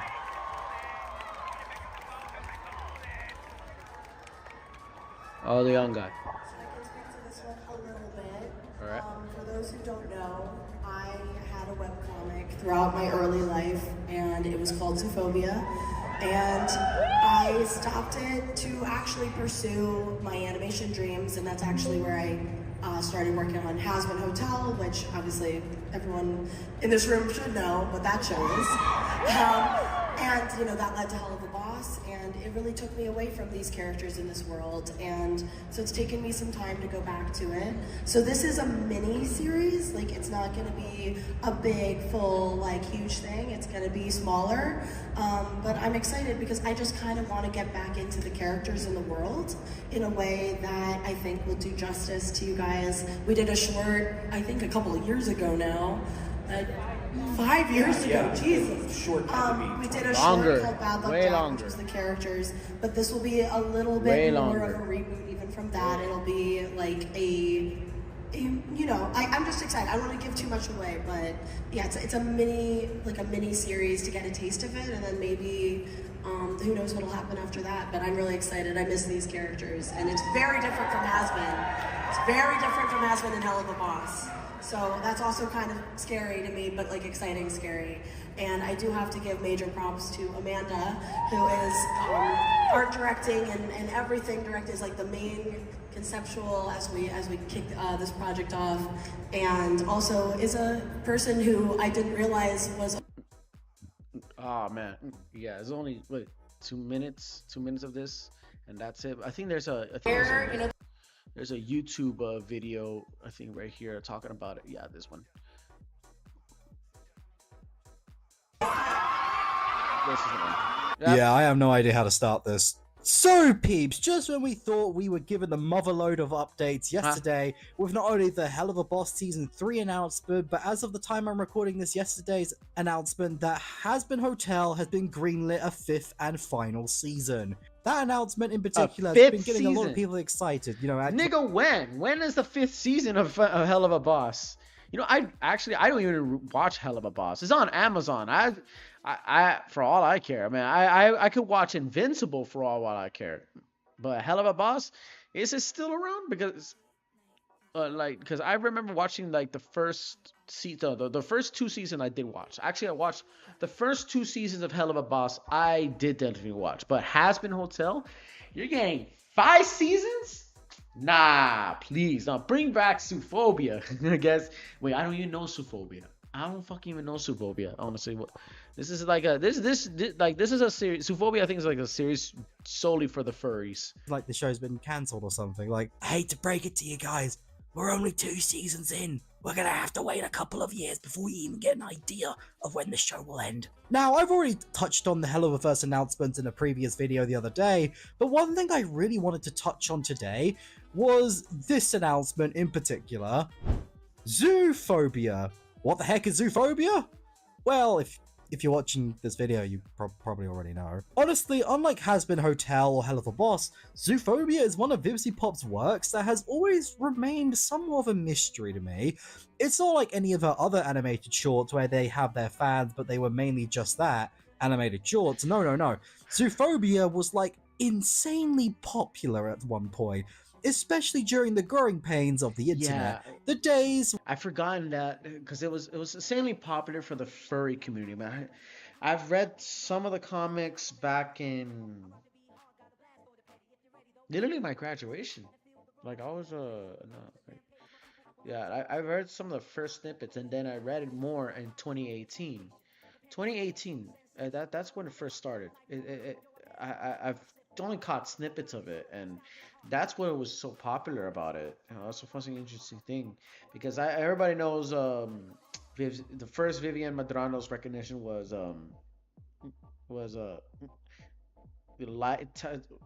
light a fire, tear it up. You know, I hear the heartbeat with the beat of the drums. That song, right? And that got popular because it was somewhat animated. And it was used to be on dank memes. We used to make dank memes, and people would be like, you know, like yo, be like, stop it, get some help, that kind of stuff. I remember those days, and they do. So therefore, this show, or no, the comic book series, because it was on a web comic that was Reddit before it became socialist, and there was also even on 4chan before it became, you know, neo-Nazi. It was all over there. You know, people criticized it, the others praised it, you know, all that kind of good stuff. Usually it's just a show, like it was a series for furries. Where the platform was shifting to longer form content and social media was growing in popularity, Zoophobia was kind of the perfect experiment for early internet culture. It was something so specific to a certain style and demographic that it kind of just had to pull you in, with its wide variety of characters, a protagonist who is in a world unlike anything she's seen before. It was a recipe for a early 2010s fun webcomic, something teenagers still learning about themselves would often find themselves drawn to. Well, them and furries. In fact, a few notable characters were originally a I part timed of it right. Zoophobia, like Alistair and Angel Dust.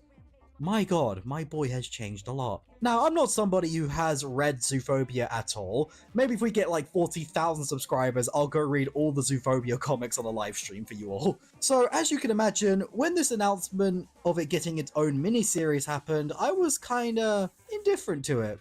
I did watch the Bad Luck Jack short when it first came out, and I thought it was interesting, but beyond that, I have no real connection to this brand or its characters, which for some reason has only managed to make me more intrigued. How did a webcomic that went into hiatus Captain America style all the way back in 2016 manage to create such a splash for its return? Well, you could probably point that to a couple of reasons, like the nostalgia people have for the comics, the fact that it's Vipsy Pop returning to her roots, or the fact that it's more fuel for the furries, who are not a force to be reckoned with, trust me. But in my opinion, what I think trumps all of these possible reasons... It's both furries and to nostalgia of the 2010s. I mean, I have nostalgia for the 2010s, surprisingly. I grew up in the 2000s. Funny enough, I'm a person that should be more nostalgic for the 2000s. But I actually started to feel great nostalgia for the 2010s.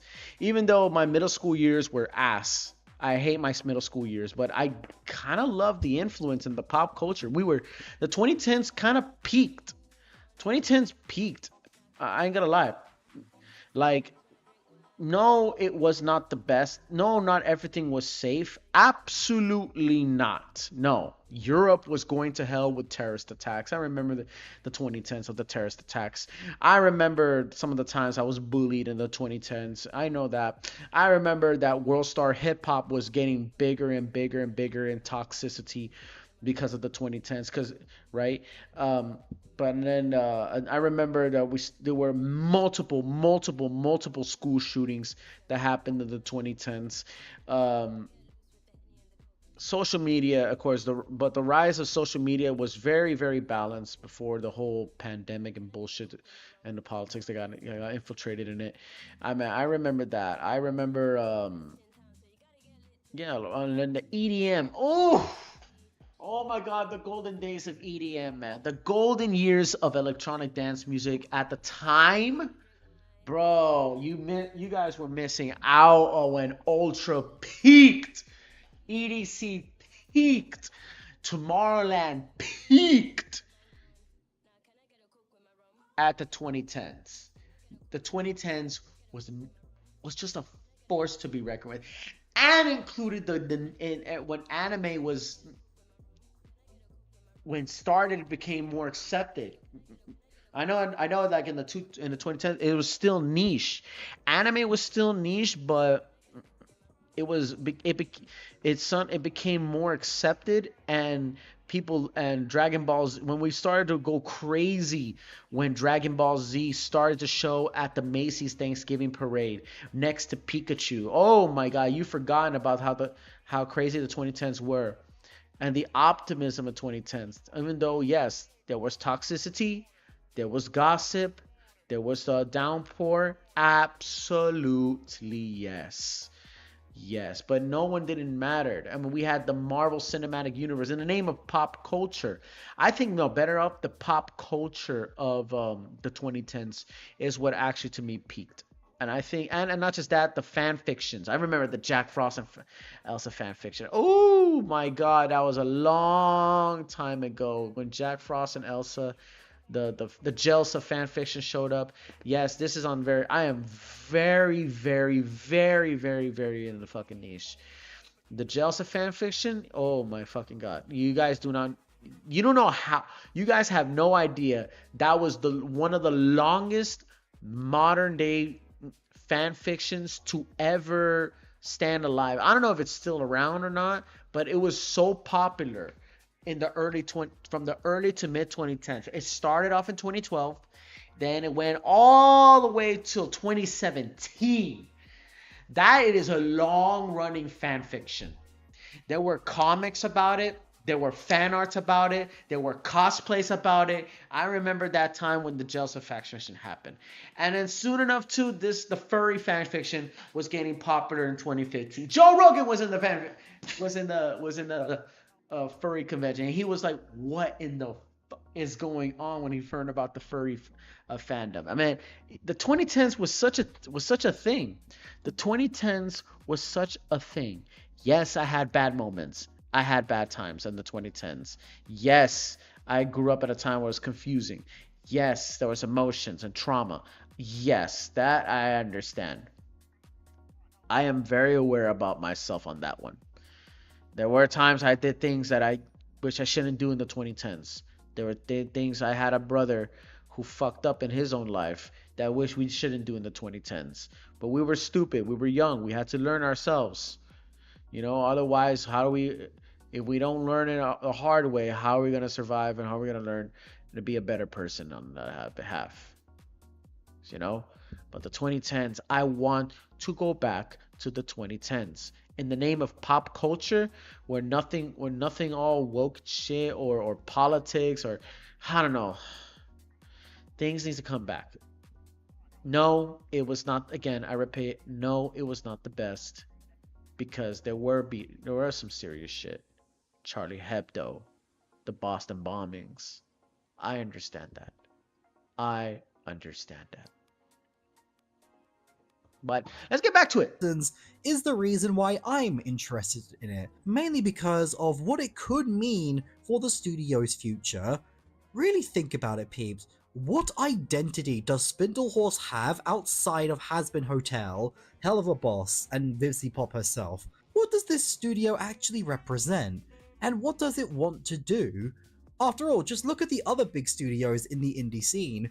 Glitch Productions have a clearly defined reputation. They're a studio who takes chances on smaller projects that show potential, and they realize it through by helping either produce it or by animating it themselves. Point being, they're a studio with a clear identity and goal that they want to achieve, that being make animation more accessible to up-and-comers. But what about Spindlehorse? As of now, they're sort of just known as the Hazbin Hotel or the Hell of a Boss studio, the studio made by Vivzy Pop for Vivzy Pop. They've not really tried to do much if anything different to what they're used to, and when they tried to expand last year with Homestar, it didn't really go according to plan. Point being, Spindlehorse is in a really weird place at the moment. So far, all they're known for is the Helliververse, with Hazbin Hotel already having a plan in place for when it ends. Spindlehorse are in a desperate need of other content, not only to help show people what they need as a studio, but it also proves that they're not just a one-hit wonder who will go under after the Helliververse is over. And this is why Zoophobia being in the mix here is so interesting to me, because it might just be the thing that ultimately changes Spindlehorse forever. Now hold on, peeps, before we go any further, I gotta ask, do you want to have a special feature in a video? Oh my god, just fuck like your ads. Fuck your ads. Now, I know the idea of Zoophobia, a true relic of 2012, being the thing to change the studio sounds ridiculous, trust me, I know, but hear me out. As I already mentioned, the Helliververse is not going to be going on forever. There is a plan in place to end the show in only a couple of years from now, so this is the point where they really need to switch things up. They need to begin other projects while all the eyes from the Helliververse are on them in order to capitalize on that success and turn it into something really sustainable. Because I'm not sure if you've noticed, but Spindlehorse's reputation isn't exactly appealing to general audiences. As when you go out of the fandom, people tend to view this studio, and it shows, as nothing more than a joke. Heck, you've probably already seen the memes about them. Nobody who's not already a fan of the series see them as anything to be taken all that seriously, and like they actually have something to offer beyond what we're already getting now. I know that sounds harsh, but I think even they are aware of that fact. After all, if you can't gain new fans, then you'll struggle to keep the ones you have without any fresh blood in order to keep it going. So call me crazy, but I don't think it's a coincidence that they're doing a mini-series of Zoophobia now, as they've now already proven to be capable of delivering several animated projects back to back. The idea of putting that experience to work on something fresh and different to what they normally do is more than a smart move, it's an opportunity. An opportunity to prove that they can do more than just the Helliververse, that they can create projects that people will want to see from them, that they are a studio worth getting excited for. After all, If Zoophobia proves to be anywhere near or just as much of a success as has been Hotel or Hell of a Boss, then this studio will have a very healthy future most likely. And personally, I kind of hope they do it. I know I've been very critical of the studio in the past, but variety like this will always be appreciated by me, because if this does work, then it might encourage Spindlehorse to grow more and more, allowing indie animation to grow even further beyond what it currently has now. I think it's also going to encourage the fact that it's going to be more furry artists too. I think that ever since the, like, for example, there's one artist that I think on Kane Pixels who created a horror film, a horror short about a creepy pasta legend, the Backrooms, and it's now officially getting an A24 movie. Think of that. Slender Man started it first with the creepy pasta. The Rake 2. It was on American Legends, and now, and they're on national television. They're reaching up to height levels that I cannot even imagine. So yeah, even though this was coming a long way, Vizzy Pop's creation has been known for years. So this is the kind of the work for her on that behalf. On the other hand, it's also for furries as well. This is gonna, this Zoophobia, it was a factory. The series of Zoophobia was a factory made to generate more furries. And I think if they manage to do Zoophobia right, then you're gonna have a whole generation of fandoms for this. I mean, I remember. If you guys don't remember, kind of realize this, but some Russian animation studio actually made a kids film that is solely for furries. Alpha and Omega is another film. It's another show, like a campy ass animation show in America, or Canadian, I think, solely made for furries. Believe it or not. And I think, and you'd be surprised how many people who are cosplay that character. Which means more opportunities for aspiring young artists, with Spindlehorse growing being a good thing for the animation space. Trust me, if Spindlehorse grows more and is a success, it will do more good than harm. But that doesn't mean it's gonna be easy. Again, they have to prove that they have what it takes in order to meet that expectation. They have to make sure Zoophobia is as fresh and engaging as it can possibly be, because this will be the litmus test for general audiences in order to determine whether they can actually make it work when they're not in their comfort zone. You're saying that is going to be worthy to make it good for the furries, man, because the furries are looking at you. They are the kings who are watching you improve them to see if you're worth for the forbearing right. Ask yourself that.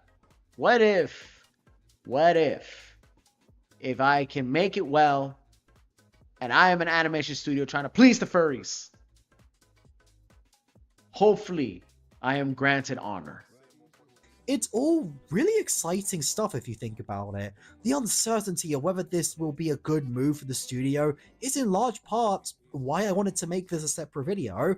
I'm used to the world that the Helliververse has created. I'm used to these characters, I'm used to these themes, ideals, jokes and whatnot.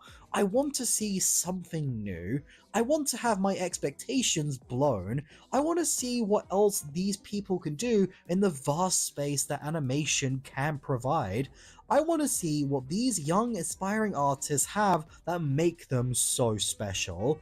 And if they do manage to make it work, if they do manage to turn Zoophobia into the next big thing, then I'll be right here singing their praises if they actually do manage to do the one thing that they've not done in a long time. And that was surprise me. But now, I want to pass it over to you peeps. What do you think of this Zoophobia announcement? And are you excited for all the possibilities it might bring? Let me know what you guys think down in the comments below, and also special thanks to the channel members. You guys make videos like this a reality, and if you want to support the channel and get access to special perks like early videos and mentions at the end of videos, to name a few, then be sure to become a member today. Your support really means the world to me and helps make videos like the one you're watching now a reality. But with that, peeps, it's been the Pink King here, and I will see you all. Yeah, I think that's so. Like I said, it's only for it's best for the furries, man. On God, that whole shit is usually like if because I've read a few snippets of the comic on Reddit, but that's when Tumblr and Reddit was for free. Now they don't do it because you need a membership for that bullshit, and then it's kind of boring. I know that on behalf of that Zoophobia was gonna be that way. But since they and believe it or not, in MegaCon but I wasn't scheduled for the other MegaCons because MegaCon she was there. The cast of Hell of a Boss and Vivian and Lucy Pop was there too, and in MegaCon Orlando. That's what I remember on that behalf. I remember that on behalf of that because they whatever or not that they would create a like a Zoophobia and well they actually can no, believe it or not, those are dedicated fans out there that will make money about that. But it's up to if they're gonna reach the 5th season of Hell of a Boss and our Has Been Hotel. Now we're also but it's also possible because now Glitch Studios is making their film the final act for Amazing Digital Circus. We're talking about Western indie animations. You know, we're putting aside all that bullshit with Disney because right, we're putting all aside that Disney bullshit. We're putting all aside that Marvel comics and DC. We're past that. We're past that. We're past that. You know? Oh man, I mean, we're so past to the fact that now we're now past from the Jujutsu Kaisen, all the shonen anime. You know, the reason why to that I think is it's just a trend. People are gonna fall into trends. I actually have my EDC right here, but yeah, I've seen those comics before on that stuff on the Zoophobia. I wonder if they do have Zoophobia comics still around. I hope to God. I mean, this is the comic panel long ago. Yeah, I've seen this shit long ago. Yeah, I remember seeing this one. Yes, I remember seeing panels and pages. Yes, I definitely see this. This used to be Zoophobia, kind of like girls, kind of standards and those kind of things. This was used to be there. I remember this. This was a long time. Yes, and they're willing to animate all of this. I mean, this is a show straight up for furries. This show is going to alter a furry revolution with all hearts and souls. They're gonna revolutionize the furries. You don't think they can do because they can because they made Alistar. They made freaking they made Alistar. Who was the other one? Jester? I think that's the one for the other guy. I know Vivian, no, Valerie or Valiant. There's Charlie. There's the spider guy. There's Chucks. Nimsy. There's Alistar. I forgot the spider guy. I know what he is. I know what he is. Yeah, this spider guy. Fuck, what is this guy's name? What is this motherfucker's name? Yeah, there's Alistar. What is this motherfucker's name?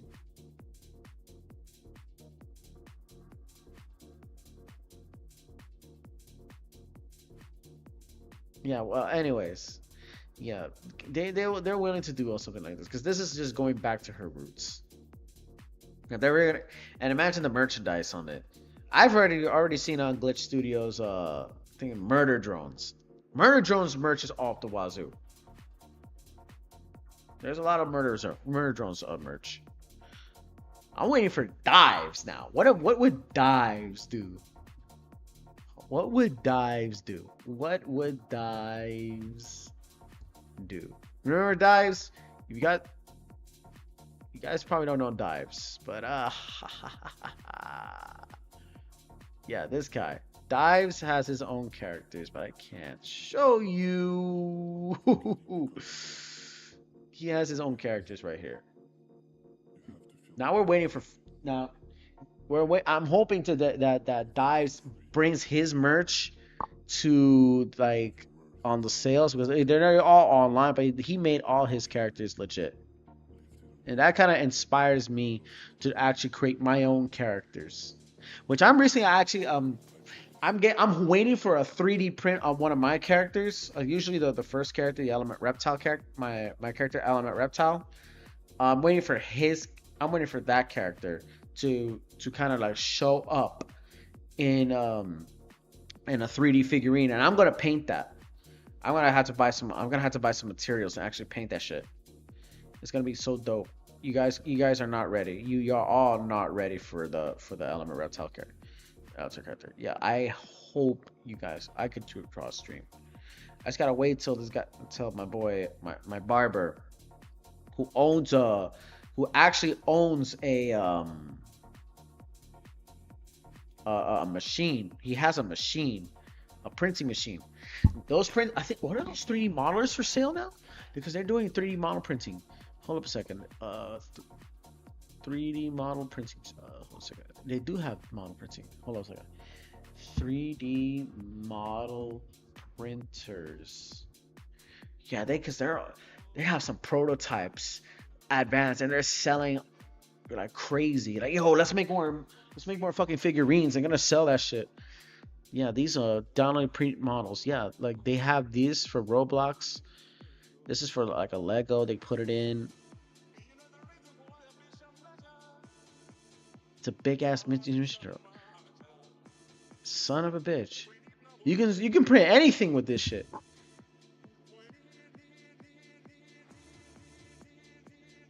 And where's the head? Come on, get the head. Yo, that goes hard. Have that as a fucking stand for a decoration on a shelf. Put that on the shelf, yo. Put that shit on the shelf. Look at this. They're making dragon ones. I mean, these guys go on sales, but that's the reason why I go to conventions. There's a reason why I go to conventions. You got people who print art like this, man. The more and even if that shit goes mainstream. Look, Lego 3D printing series. We would never have this shit in online. But back in the day in the 2000s, you would have none of this. Now you got Weta Workshop in MegaCon. You got You got independent artists on NYCC. You got fucking 3D.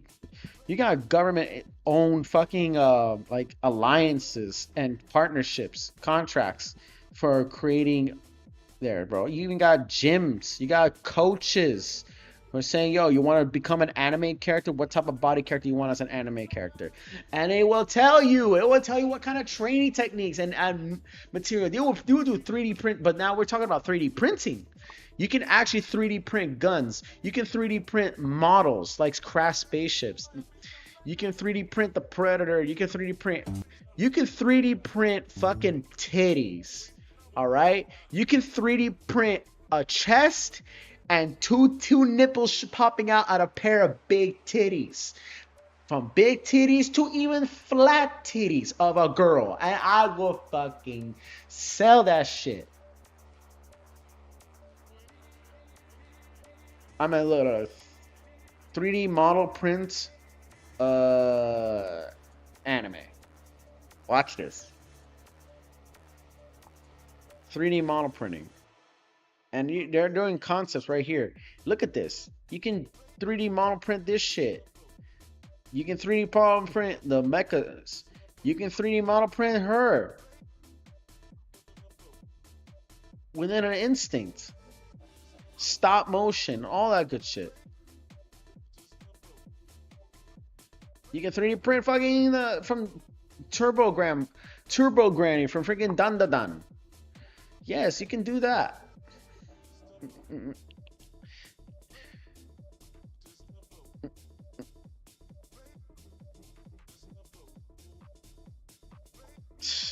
It's fucking insane. It's fucking insane. Like this, within an instinct, bro. I can do that. No, if I have the money. People are actually, but you need. But what happens is that you also need like they give you the instructions. What kind of is up to the profession of the artist. It's not like, oh, you could do this and it's magic. No, no, no, no, no, no, no, no. It's all process. It's all a process depending on the person. You know, they're not there to actually do it. Remember, that's another thing you have to understand as artists too. We have a limit on how far we can go. If we're unfamiliar with it, we can test it, but we have to be very careful with it. You know, you have to be very, very, very sure of what you want. And I, as a graphic designer, I'm also trying to ensure whatever I want. Ensure I have to ask twice. Sometimes I forget to ask, and then everything goes to everything goes to shit. So I don't pay. So I should be the one at fault, or the other person's on fault for not actually giving me the actual details, and then we'll get the disagreement. That happened to me before. The crafty kid, man, what the fuck's going on? We designed the Dragon Display bookends. This model evolved from a previous design, which was originally created because of... I'm going back to that music.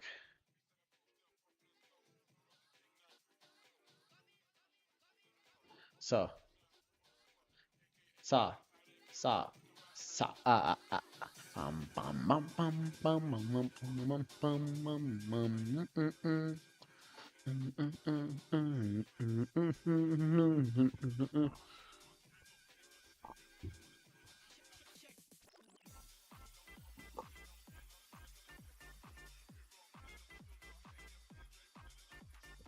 Yeah, so that's what I had.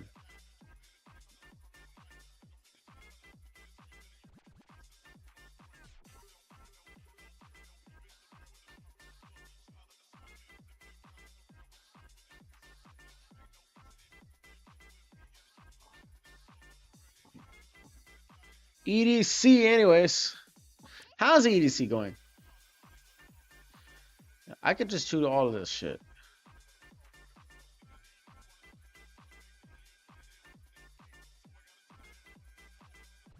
Let me get some. Hold a second.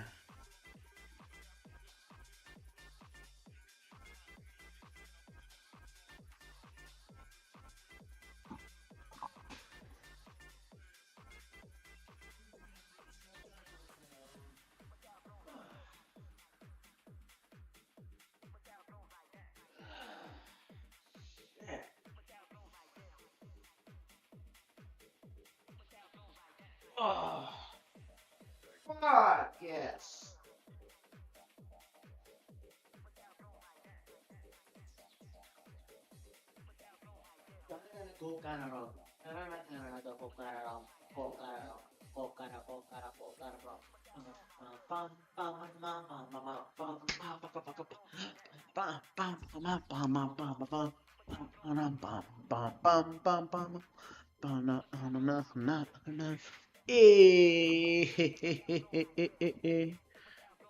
Oh my god.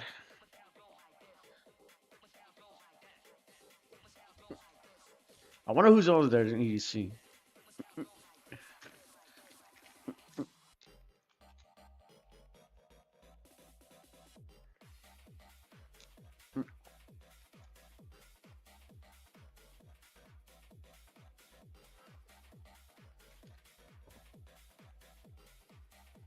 F4 Barcotti. Eargasm, of course. Heel? What's heel? No, but imagine no. I'm still kind of. I remember on. Sorry, I remember last year's EDC. Fucking Zenless Zone Zero showed up. Oh my God, Zenless Zone Zero showed up on EDC Las Vegas was the trippiest moment. Even though it was a pretty much of a sponsor on for EDC Las Vegas, I still was fucking flabbergasted. I was flabbergasted that that they had the audacity to have Zenless Zone Zero on EDC Las Vegas. Like I said, there's something about it. Something about having such artworks or such shows in or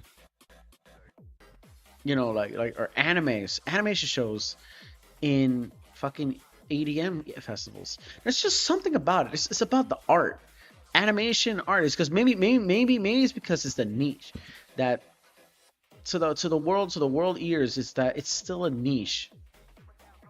And people don't realize it's not. It's a medium. EDM is a medium just like it, and just like that.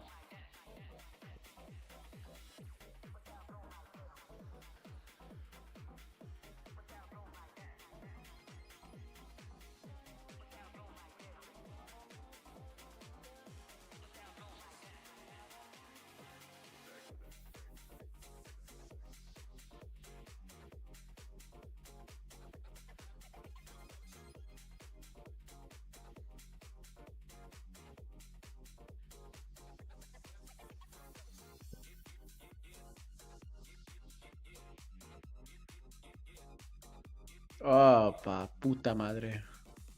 Cabrón de pinga.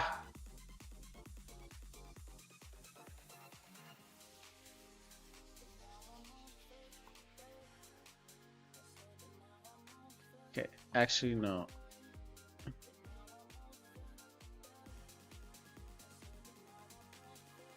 Really, I want to do this.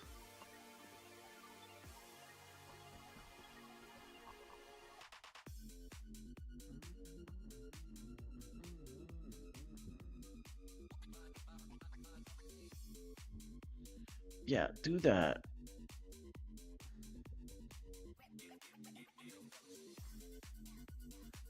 And just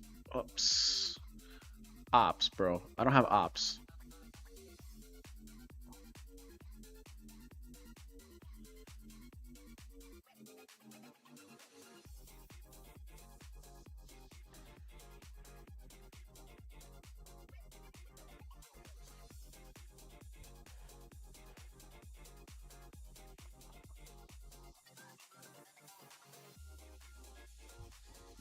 Anyways, on the other behalf, I do have plans for hentai. Because speaking of hentai, as I'm eating my jello with just my tongue, training my tongue, how to eat a bitch out, making sure she explodes. I am instantly trying to do finish up that Mara. No, I want to start that Mara inventory. Like, I don't want to show it initially because like, this is not hentai for sure. I actually need to upload that one. Hold up a second. I already got this one ready, but I haven't uploaded on X. This trend, I don't know what's this trend called, but I gotta upload it on X. All right, so that's my character Etme. I was gonna draw her for EDC Las Vegas, but I already done her many times. So it's time to switch up the character. But Beady Demon, on the other hand, where are you at? She's just loading. Everything is slow, right? She's absolutely getting it. I don't want to show too much, right? She's absolutely getting it. This is the character I'm drawing. Mara Inventory, I'm giving it to you. So I have plans. So therefore, I am going to have to haul out for a moment on streaming because I want to draw some, cultured stuff. I want to draw some, down bad things. I'm down horrendous, okay? I am just down. I don't care, bro. If I want to draw down bad things, I will draw down bad things, okay? But this character is the character that was. She had her own. She has her own tags. She has two tags. Okay, so her first tag is Biddy Demon, and the other tag is just 18 plus because inevitably that's gonna come and go. So there's no way around it. Wilted Lilies. So I'm doing two, Biddy Demon and Wilted Lilies, but I still call her Biddy Demon because Biddy Demon sounds teasy. Wilted Lilies doesn't really sound teasy because this bitch actually it is daringly that. And I already have my references, and this is kind of like the first reference of certain things. Don't want to get too far. Yeah, no, that's too much. That's far enough. So I have the base, the part ready for it. I don't want to get. Yeah, no.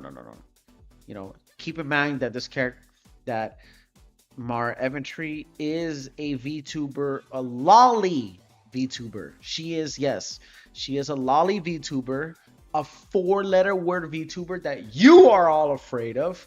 I am initially going to draw that.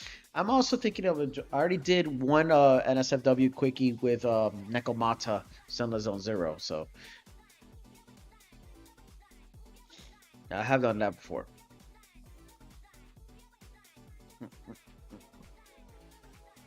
Now the last one.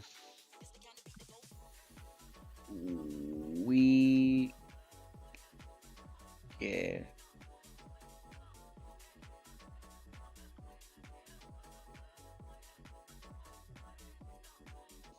I really want Weekend.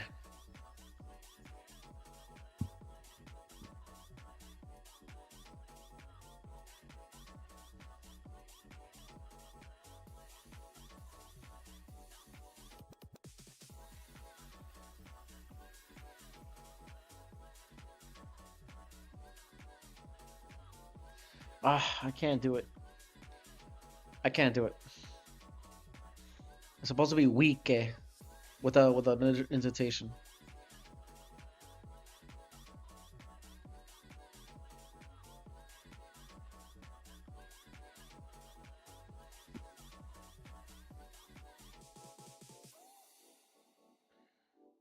No, Richard is not supposed to be it. I don't really tend to draw Wicked like this.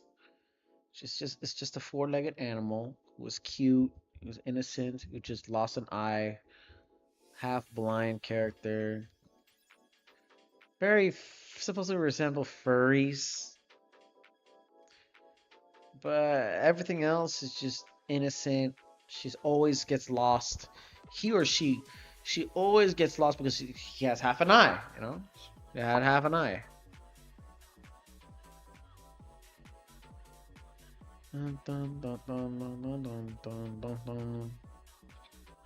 But I'm not intentionally to draw her, to color her.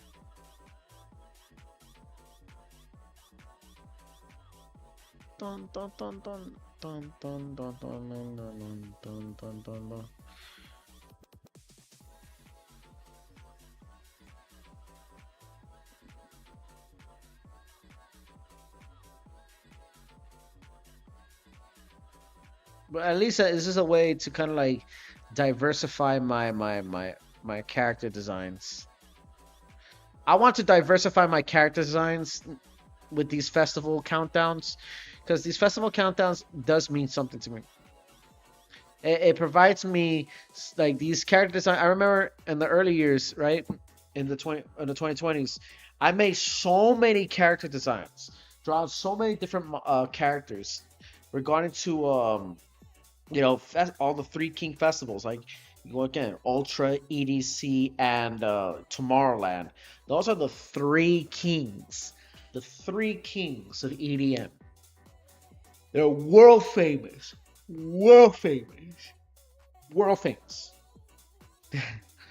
and I would non-stop drop them. I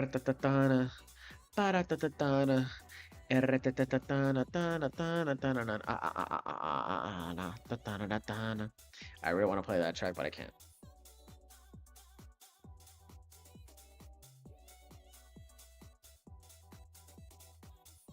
Yeah, give it gloves. I don't know what an ocelot's color pattern looks like, so.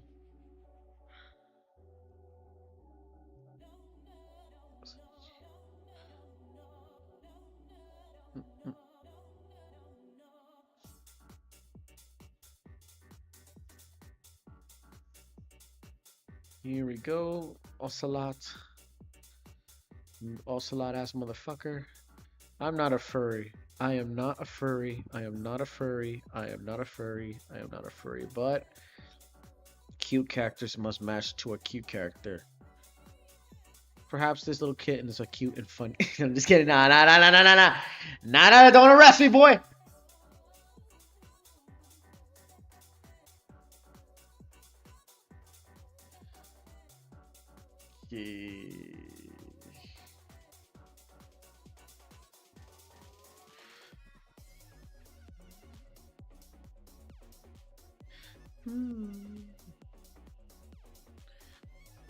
Okay, right here. It's just actually just add shadows.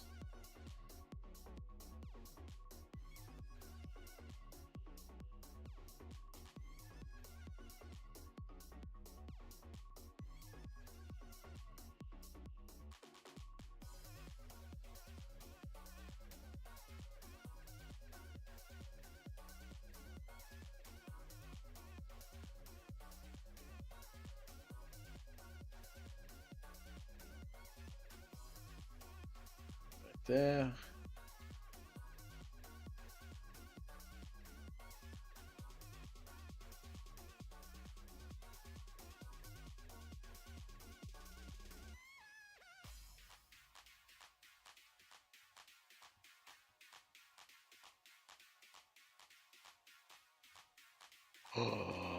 I forgot to add the blacks on this motherfucker.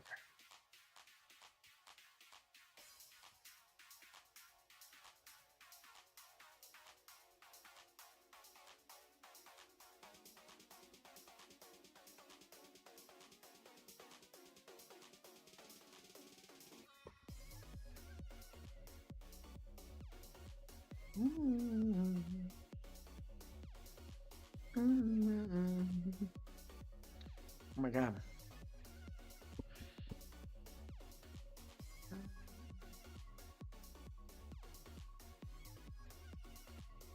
It shines out.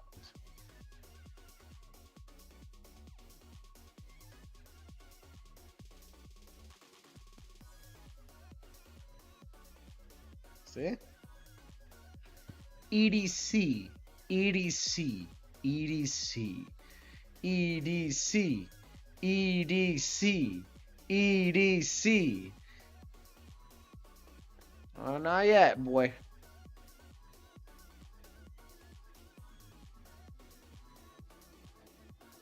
EDC, no.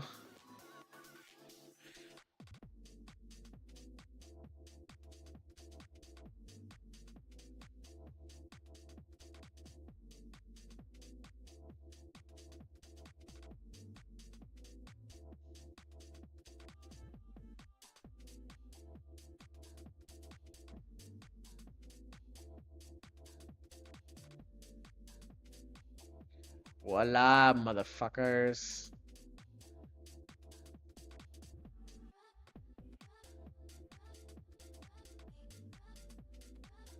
No more criticism. I hope you guys get the plur. I hope you guys enjoy under the electric sky over in Las Vegas. Even though, although some of y'all are probably the same ones who actually go there, the same crowd who goes to EDC every freaking year. That don't matter, yo. That don't matter, yo. It's all about the love. It's about the peace. It's about the plur. Love, peace, and plur. Peace, love, unity, rave. Yes. Peace, love, unity, and raves, yo. Keep the fandom plur. Keep the fandom fucking plur. I hope you guys enjoy this, bro.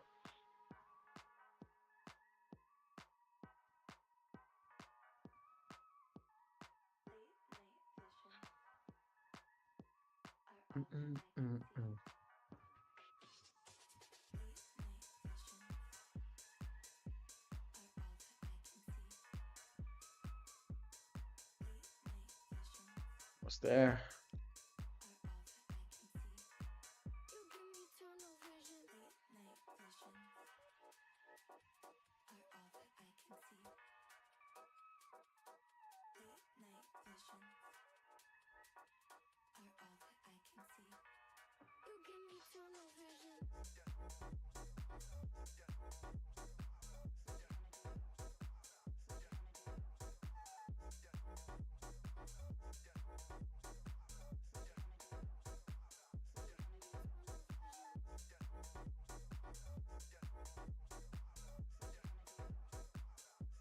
EDC.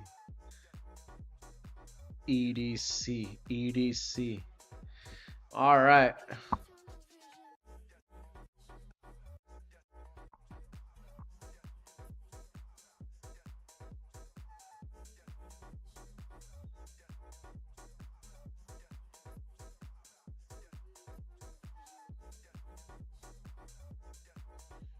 There and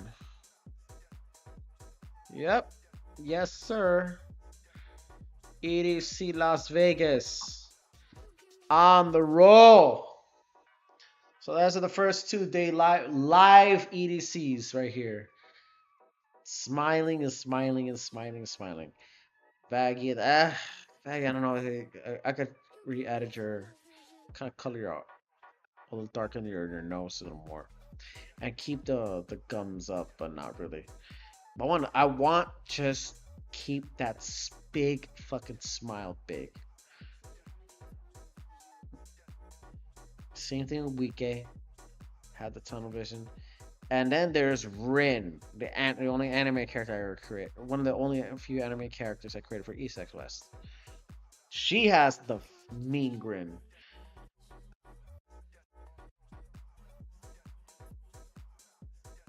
Right there on the get-go. Well, that is to it, guys. I think that is the end of it right now. It's the end of the stream. I did the whole view of it. I did now. EDC Las Vegas coming in the way, guys. Coming in the way. You already know about this, all right? Finally did this. This is just to kind of keep it quick because before I go to Montreal, because I'm going to Montreal, Quebec, so I want to kind of get this worked on, and I already did a few other arts. I want to start also work on the hentai parts because I am going to think about hentai drawings. I am literally going to do that because I am a very cultured guy, and I am down tremendous. I am definitely down nuclear. All right, I am down nuclear on this. Okay, so okay. Now, it's not like I'm gonna end up dead like Etika, but it's not like I'm the same target as Chibi Reviews. Although Chibi Review, I kind of click Chibi Reviews a little more because of one thing: we're down bad. Okay, most of you bitches out there too. I'm talking you female bitches. Okay, you are 5 times down criminal on certain things. So we are as down felanistic on your ass. So I'm drawing waifus in such a, and it's a WAs. All right.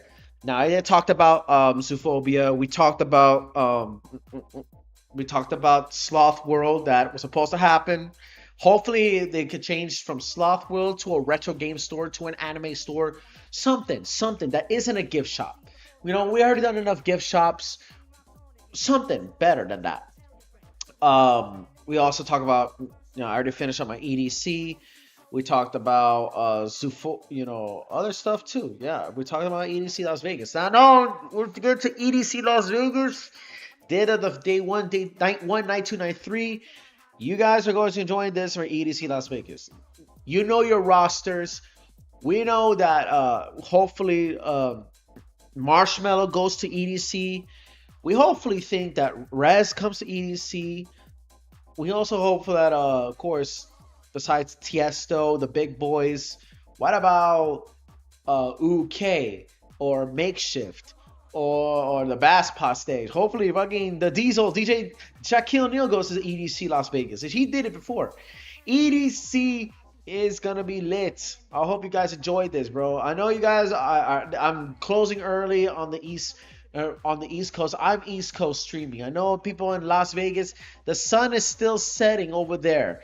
But if you are watching this on the west side of the land, man, look, get ready, prepare yourselves. Make sure you get there on time for EDC Las Vegas on Las Vegas Motor Speedway. Well, I hope you guys enjoy it, okay? I hope you guys enjoyed this. I'm Element Reptile. We see each other the next time. I'm an artist illustrator. We see you under the electric sky.